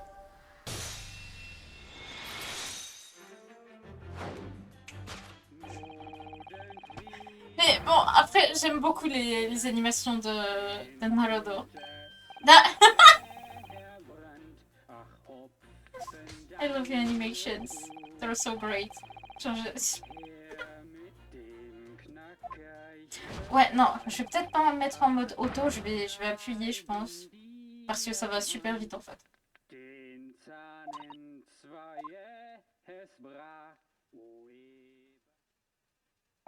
Ah, music seemed to have stopped now.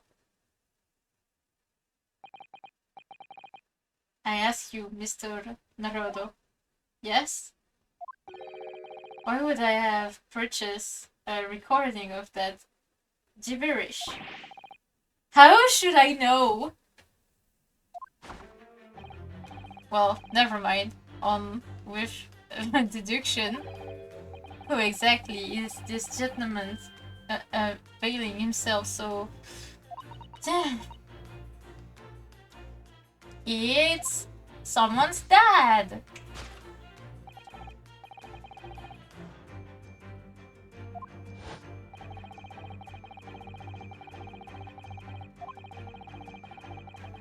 Oh, il me saoule. Oh, j'ai même pas besoin de boire. Putain.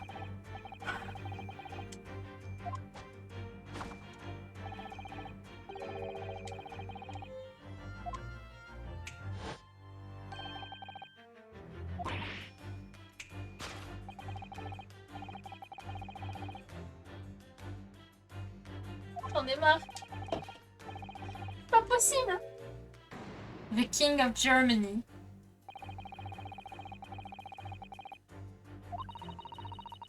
Mais dans tous les cas, putain, mais...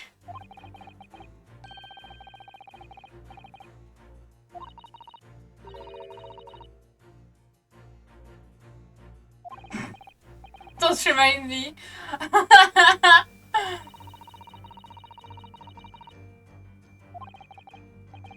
Yeah, probably. Anyway, mask doesn't belong to any kings.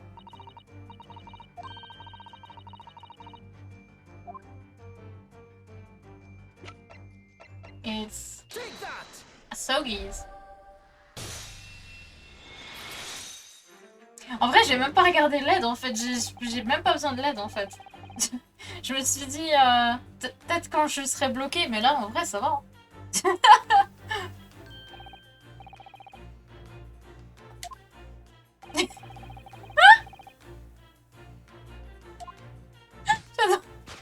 Oh. Doesn't explain why the gentleman was wearing it now. On peut lui retirer. Depuis tout à l'heure, je demande à le retirer.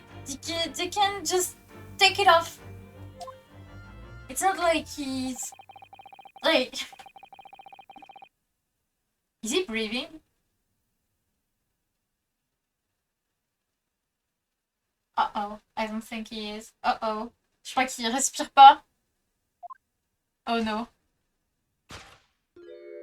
Ah. Sasaro's dad. I don't believe it. Ah! Father? I'm afraid, Mr. Sato, you must be mistaken. No! I think not, Mr. Sholmes. Then it would appear on logic and reasoning has once again revealed the truth. The mystery visitor is my father, Eugene Miko Towa. Logic and reasoning, or just looking and saying.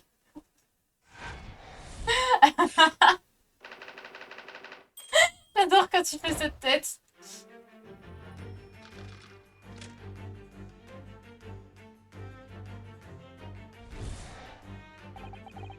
Which leaves us with one remaining imponderable. Bon, bref. Allez.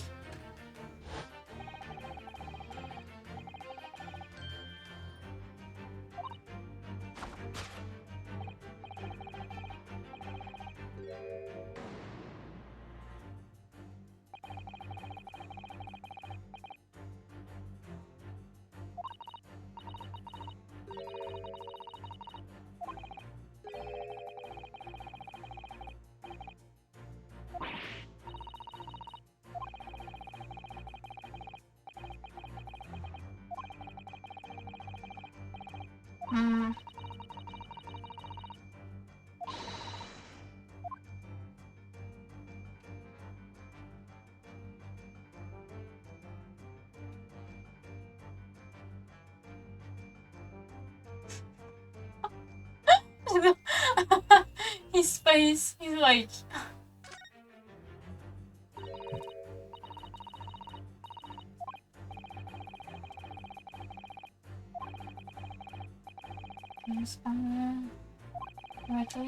No. Never once show me inside. Supposedly. No.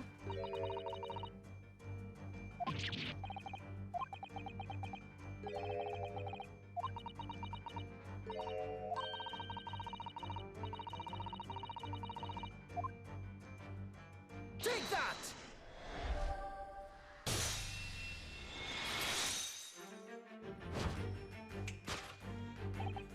Yes, the reason you mustn't.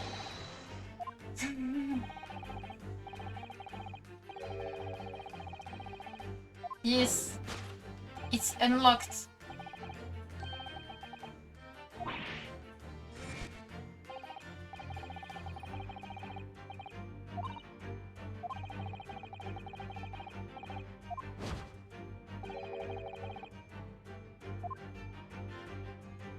Open it, open it, open it. Here we go. Uh-oh. No, Hurley, don't.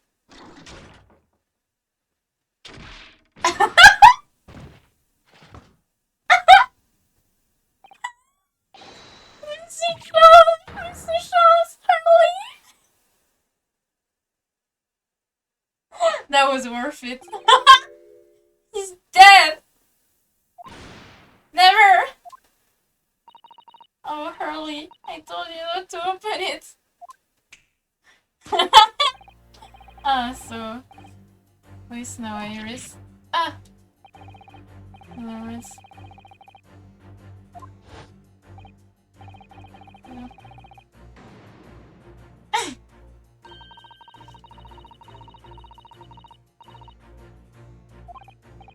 Oh, he left me alone.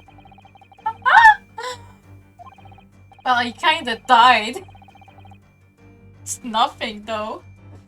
Putain.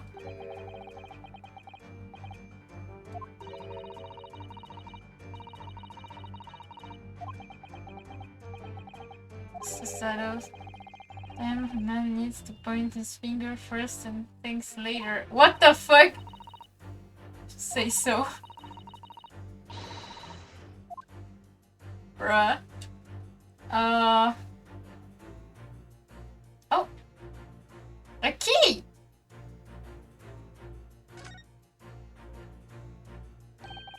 That's a key she's holding, look. Was it?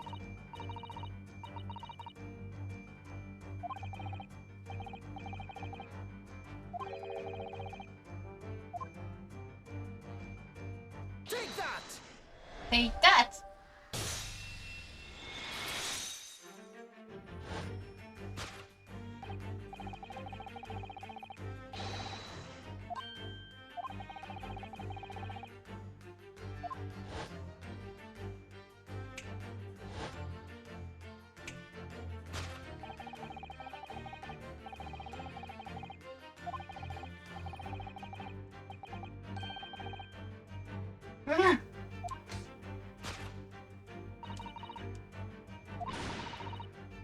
So clever, Runo.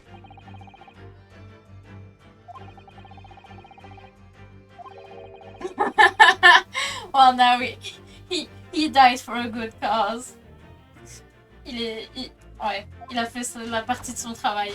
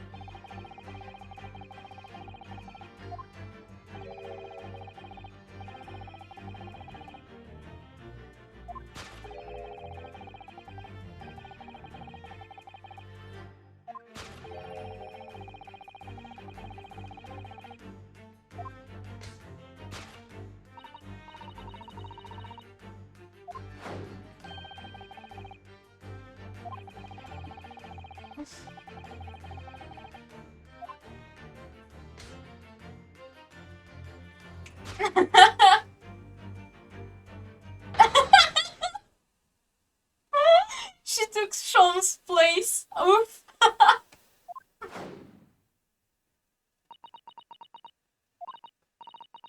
Yes, you're right. It happened exactly as you said. Let's go. Brilliant, Bruno.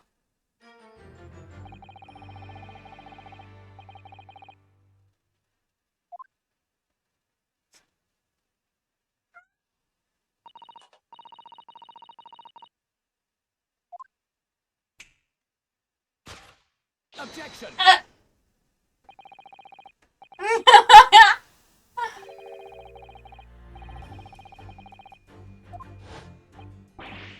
Mr. Sholmes?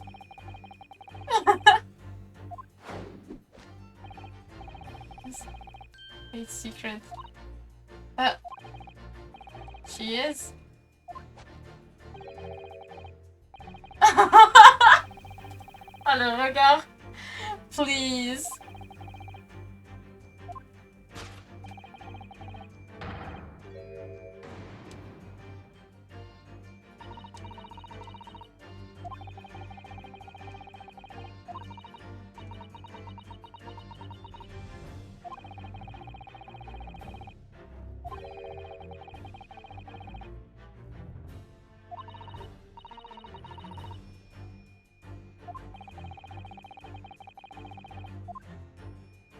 Hmm.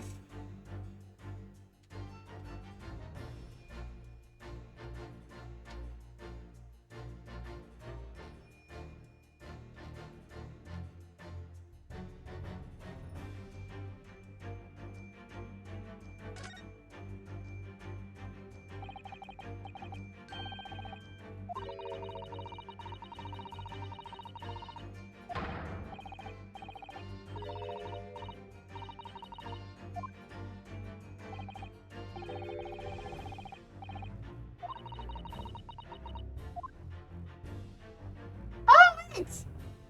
Oh, mais c'est trop mignon!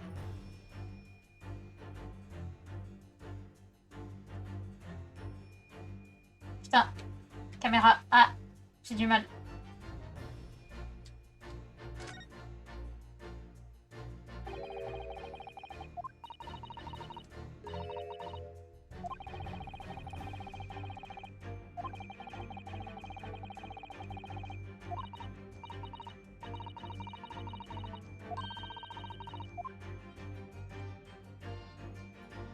Hmm.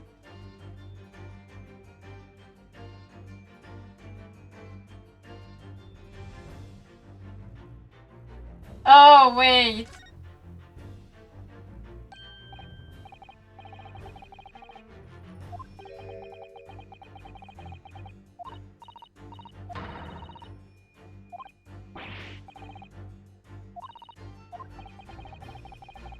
Uh-oh. Take that!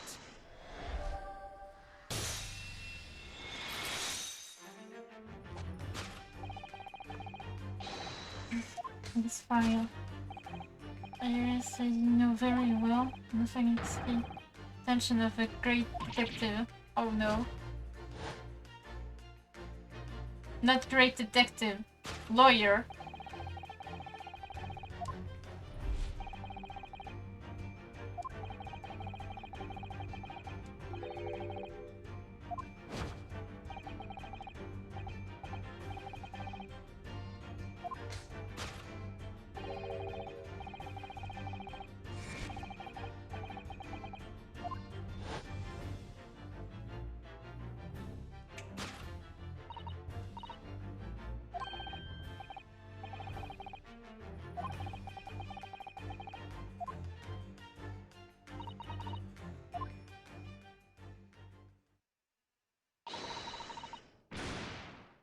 Aww.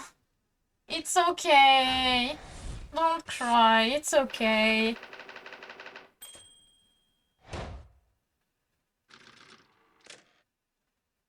Aïe aïe aïe aïe aïe.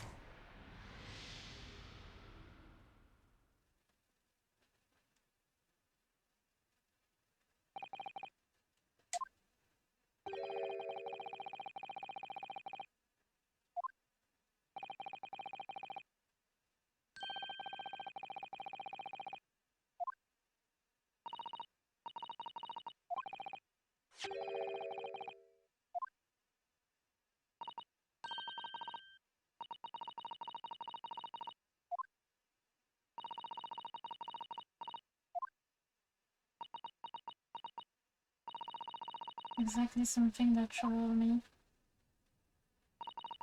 Something I'd been looking for. When I saw this report, and I saw the writing in it, I knew it was my daddy's. The writing? My father's writing? What do you really mean? Iris? Must be something that's hard for her to talk about. Forgive me to interrupt, my dear fellows. Mr. Schultz, what is it?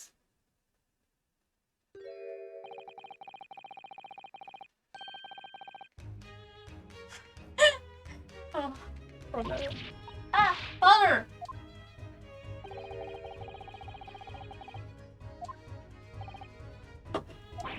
Hmm? Ah!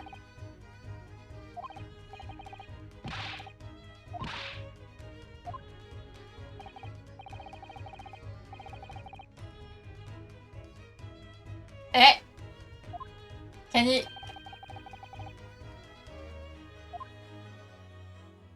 How the fuck?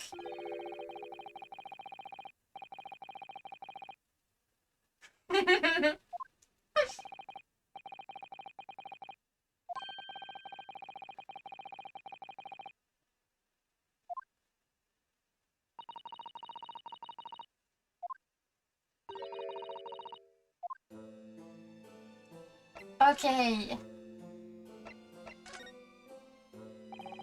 Would you like to tell us about it, Iris? About your father?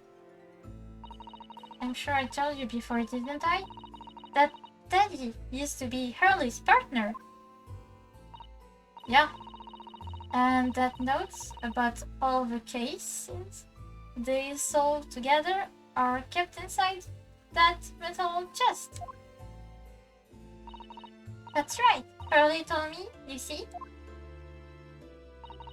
He said that Daddy's somewhere far away now, so we can't meet. That's one way of describing it. Then, when I secretly unlocked the chest and read out of the papers inside, I started to build up a picture in my head of what Daddy must be like. Well, that's only natural. You're just like any other girls of your age. I read that Daddy was a professor of medical science, so I studied and took my degree too. Well, that's only natural, I suppose. It's quite like your age though. But there was one thing that I could never find out. Daddy's name. Huh? His name wasn't anywhere on any of notes that he made about his works with Hurley. But then one day... Wait. Oh, ah.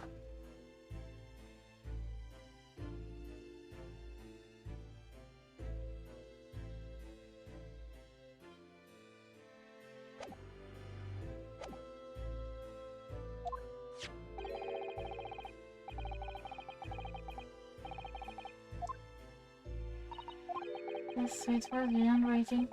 What that got awry.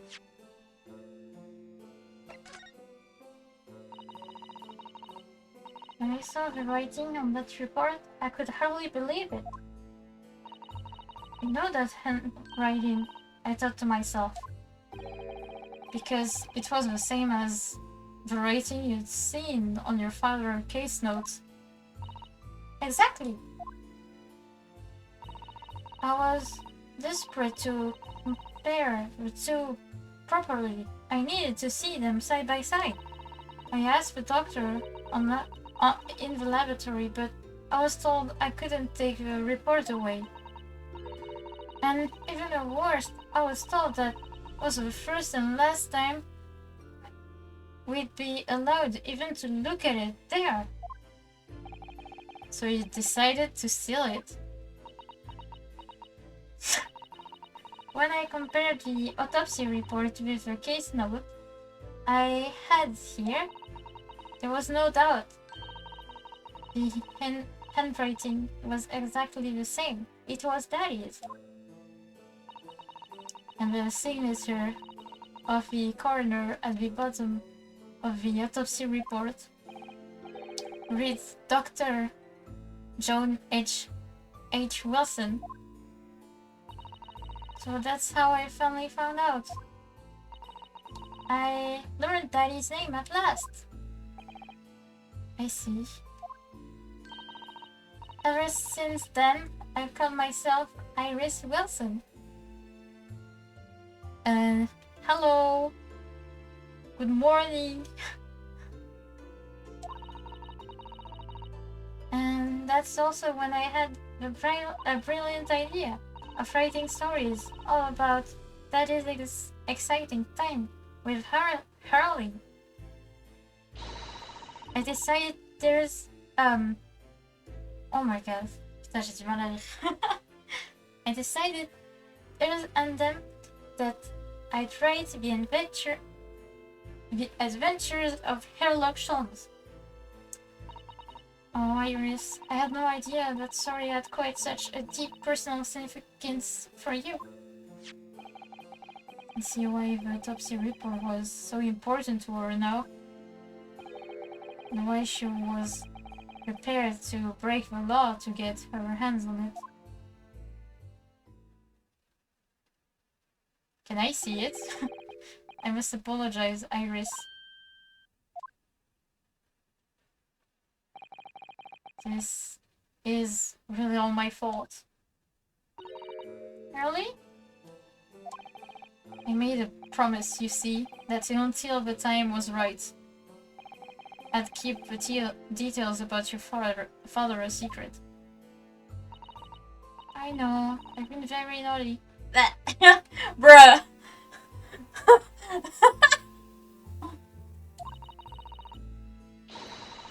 Take the autopsy report back to Dr. Corey and apologize. I promise. Yes, we'll go together, I think. Can I see it first? Then let me look after it for you until we get there. Let's go! Let me see.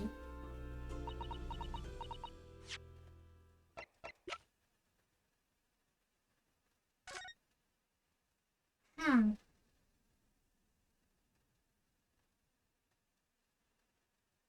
PM and midnight.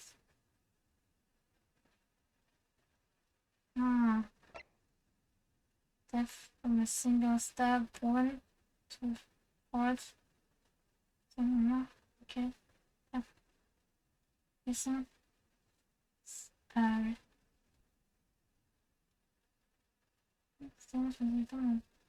What's up? Finger. Was found. Still evidence recovered from the victim's stomach. To Inspector drug sample.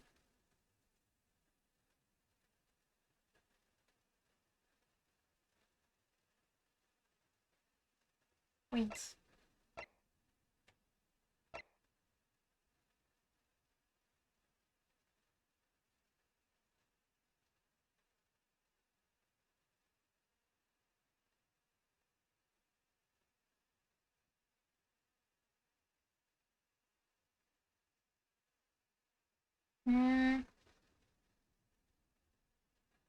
What stays visible on the note?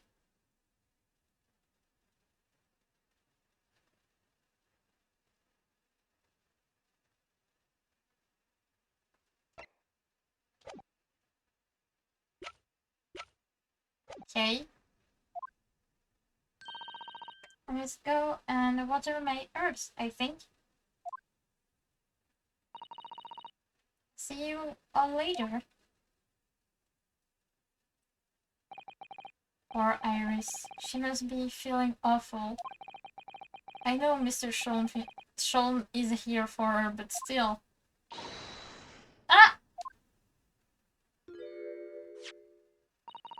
What?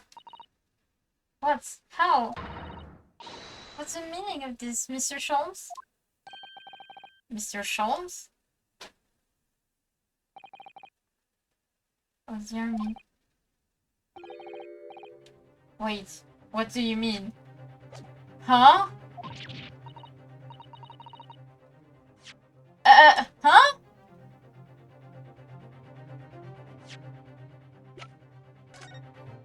Wait.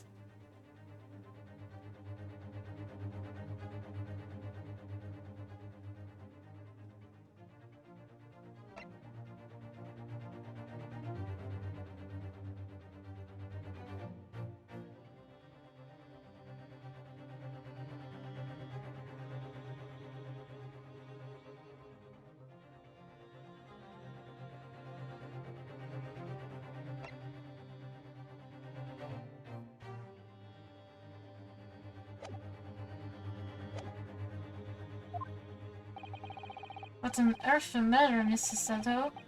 Turn as white as a sheet.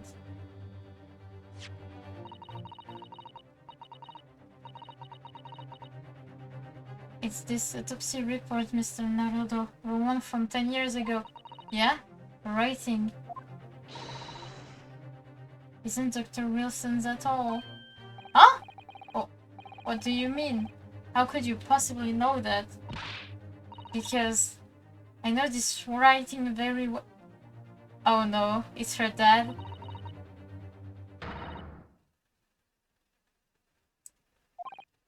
What? Professor Mikotoba? Indeed, it's true. And now you know, my dear fellas. No! I don't know anything. What on earth does all this mean, Mr. Sholmes? Because the idea of that's slowly forming in my head, in my mind, it's just to believe. Please, you have to explain.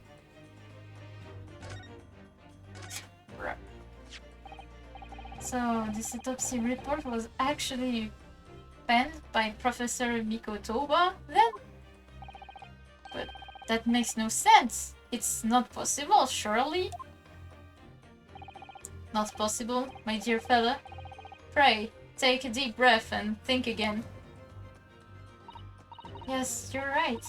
In some ways, it actually makes a great deal of sense. It does? 10 years ago is when father returned to Japan after his extended study tour in Britain. And prior to his return, where was Dr. Mikotoba engaged? Of course! He was an assistant in Dr. Wilson's laboratory, learning about forensic science. Bruh. And as an assistant, he would have aided with the section's work, making detailed notes, which would be assembled into a full autopsy report. Once the work was complete, the head coroner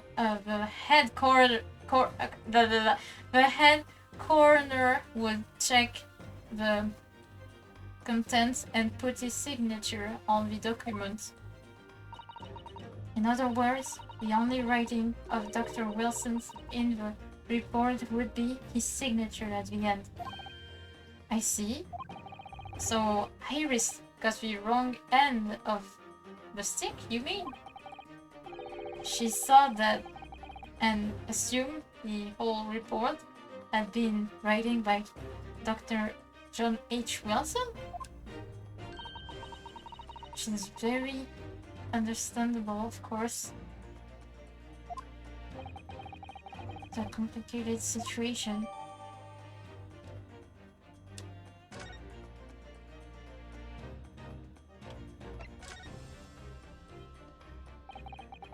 thinking about it, most of what we know about you, Mr. Sholmes, comes from published story of your exploits. Yes, the adventure of Sherlock Holmes, written by Iris. And we really have no way of knowing what's the fact and what's the fiction. Most troubling for you, my dear fellow, I'm sure. So what about this? So what about this supposed partner of yours? Did he really exist or not? Ah, you come straight to the point, I see. And please, come straight to the answer. I believe Iris explained it in one of her installments. He was a trusted comrade, and the only person I could truly have called a friend. And did this partner of yours truly make a record of all your case? Are his notes really stored inside that metal chest? Absolutely, my dear madame. Absolutely. So, where's your partner now? Tell me the truth. We rarely meet. You see? He lives on the other side of the world. Eh? But this autopsy report and the record of all case were penned by the same hand. And if the autopsy report was written from that famous partner, what you call conclusion?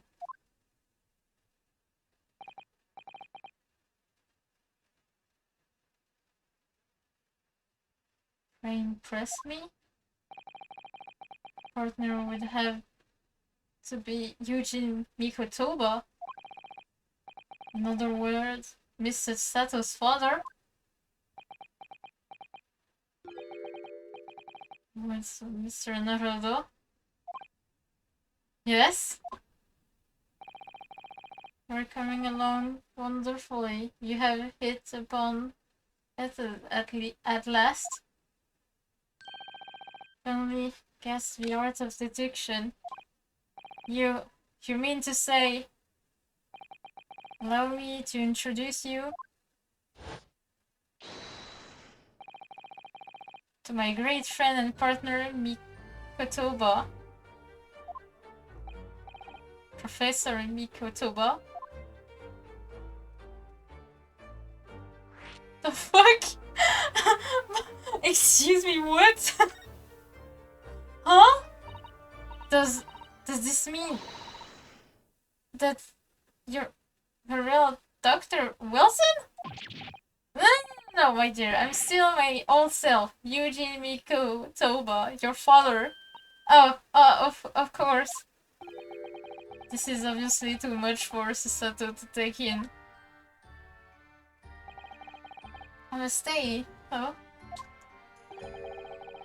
How my old friend has attained otherwise celebrity as a great mystery solver.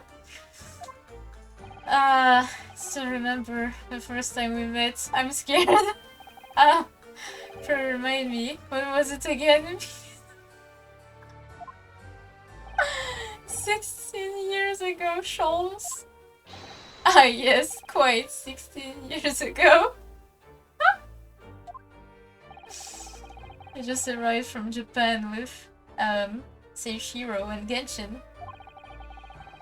I was in search of lodgings close to the hospital, some comfortable rooms at a reasonable price, but rents are devilishly high at that particular area. That's right, so I decided I needed someone to share lodgings and the expense. and I was fortunate enough to be introduced to Chance, who found himself in a similar situation. I was callow fellow back then, a mere shadow of a great detective you see before you now. I was working at the hospital chemical laboratory at the time, indulging my curiosity for a little gain, and the situation of our cohabitation let us pursuing cases together, you see. Hard to believe, it was a mere 6 years we had a great many adventures.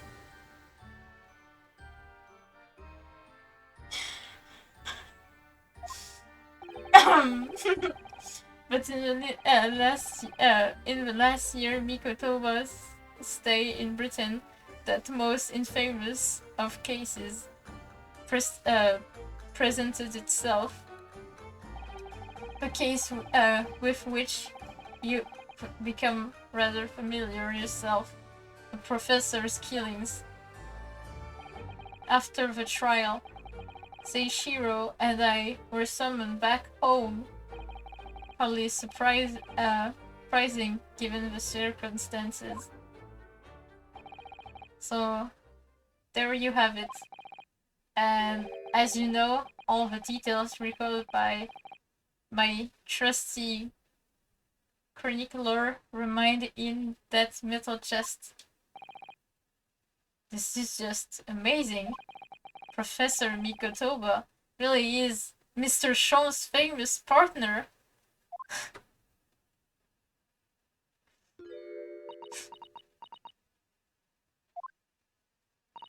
Father?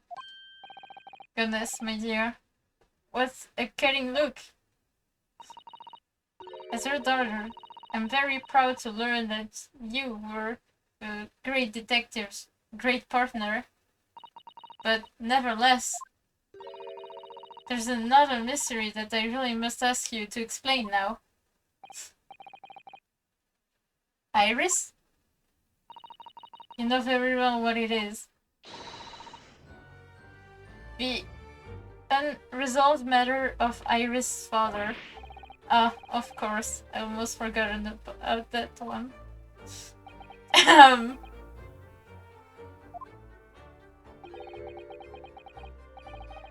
Uh-oh, I should have seen this coming, I suppose. Uh-oh, uh-oh, what did he do? Uh-oh. Iris told us that all the notes about the great detective adventure that are in that metal chest were written by her father.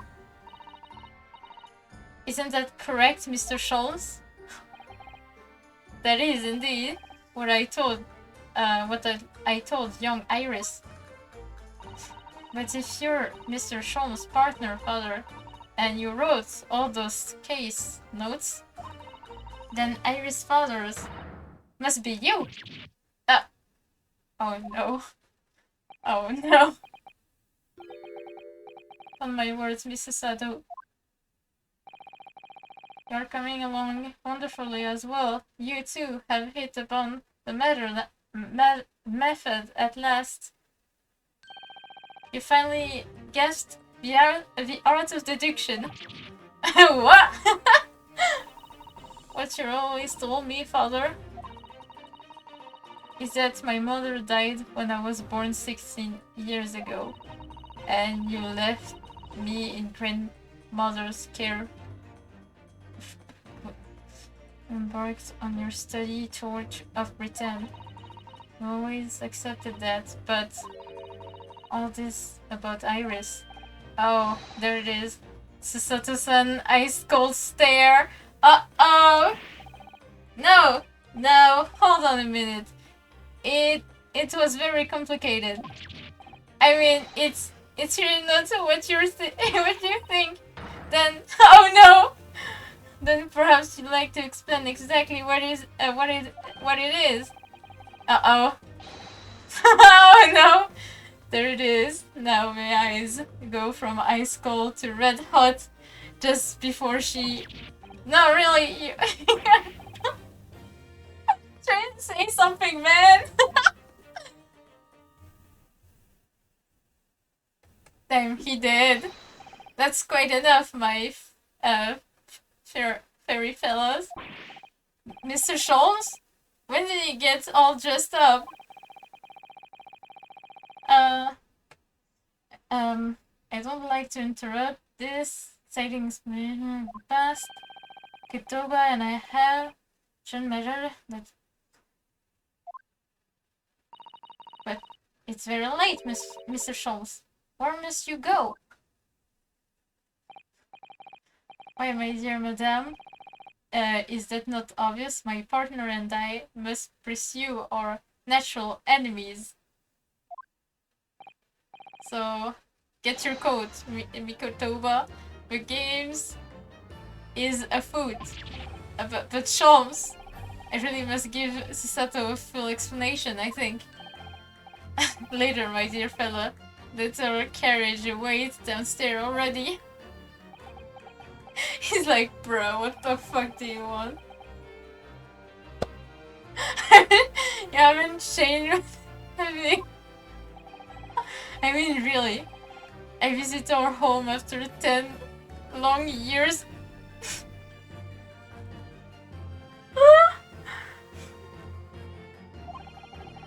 I opened that chest in fit of nostalgia. I quit, pass out. And as if that wasn't enough, when I eventually regained consciousness, I'm plunged straight into all this. Father, please, go with Mr. Sholmes now. What? I've no doubt that whatever happened, you're acting in everyone's best interest. I trust you completely, Susato. And sending a great detective and his great partner off, and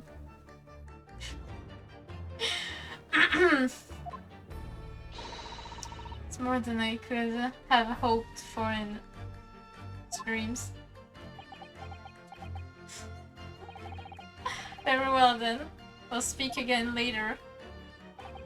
So, I believe your own work is done for the day. I wish you the best of luck for tomorrow. Yes, Naruto, good luck in battle and in reaching a decision. Decision about whenever to go back to Japan, I suppose. So much happened that So day much that I barely knew what to do with myself. It would only be later that I'd come to realize how amidst the chaos I'd unleashed were all the clues I needed to finally unearth the truth, and that all the turmoil was necessary to give me the resolve to see everything through.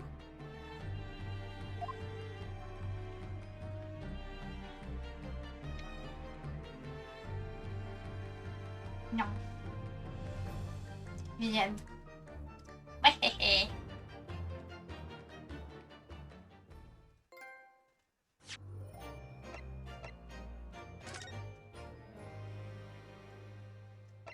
Yum.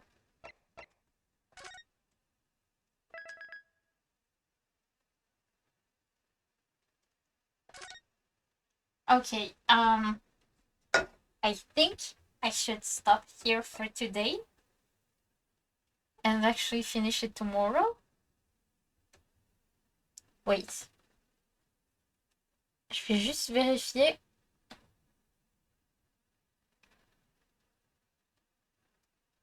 The Great Ace Attorney to Final. Je vais juste voir. Ah! Wait! Uh,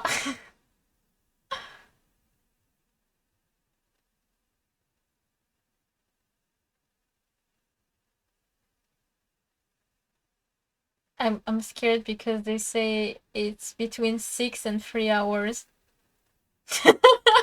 So I'm like, hmm.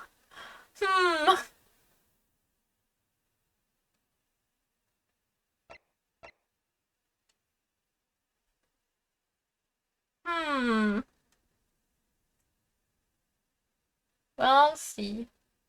Finish it tomorrow. C'est pas grave. Après, je préfère le finir demain. Comme ça, voilà. Je sais pas si j'essaierai de stream plus tôt dans la matinée. Ou si j'essaie de stream plus tôt dans l'après-midi. Pour ensuite faire, je sais pas, un autre stream. Ou je verrai. Maybe tomorrow I'll try to stream a bit earlier. I actually don't know. I'll see if I can. But like, if I do, I'll maybe I'll maybe do 2 streams. So yeah. Yeah. Du coup, ouais. Merci d'avoir regardé. Puis voilà. Merci à toutes les personnes qui étaient là. Merci aux personnes qui regardent les VOD aussi en passant. Vraiment. Merci. Euh, euh, du coup, ben, prochaine fois, ça va être le final de Ace Attorney. Et puis voilà. Puis comme je l'ai dit, si je stream plus tôt, je ferai un deuxième stream sur un autre jeu. Et j'ai peut-être une idée duquel faire. Du coup, voilà. Comme je sais, genre c'est un jeu que j'avais déjà fait, mais ça fait très longtemps que j'ai pas rejoué. Et on va dire, j'ai 2 jeux du même. Bah bref, dans tous les cas, j'expliquerai un peu plus tard. Mais genre, c'est un peu du même truc que je veux faire. Il y a 2 jeux que je veux faire qui. Voilà. Bref, du coup, prochainement, genre, voilà. So, yeah. Thanks for watching. Thanks for the people who watch the VODs. Thanks for everyone. So next time I'll finish the Great Ace Attorney Chronicles. So yeah. I'm gonna go for now. After like tomorrow, if I'm able to stream early, I'll maybe do another stream about a game that I did a long time ago, and I kind of want to do it again, but on stream, because I had a great memory of it, but I don't remember. Sorry, so yeah. I'll go back to it because like, and I have like another game like this, but I didn't finish it. I think I just maybe did the start of it. So yeah.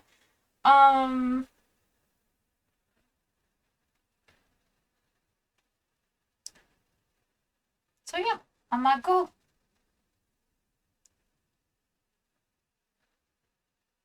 Well, I was about to go anyway, so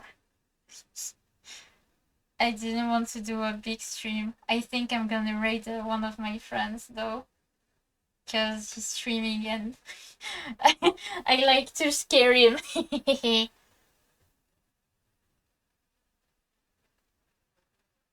My little friend.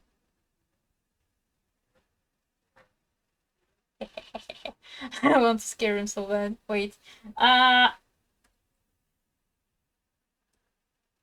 Wait. Aha! Up!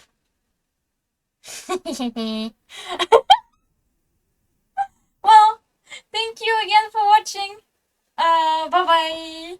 À plus tard. Au prochain stream. Oh putain, il m'a fait peur. Bref, voilà.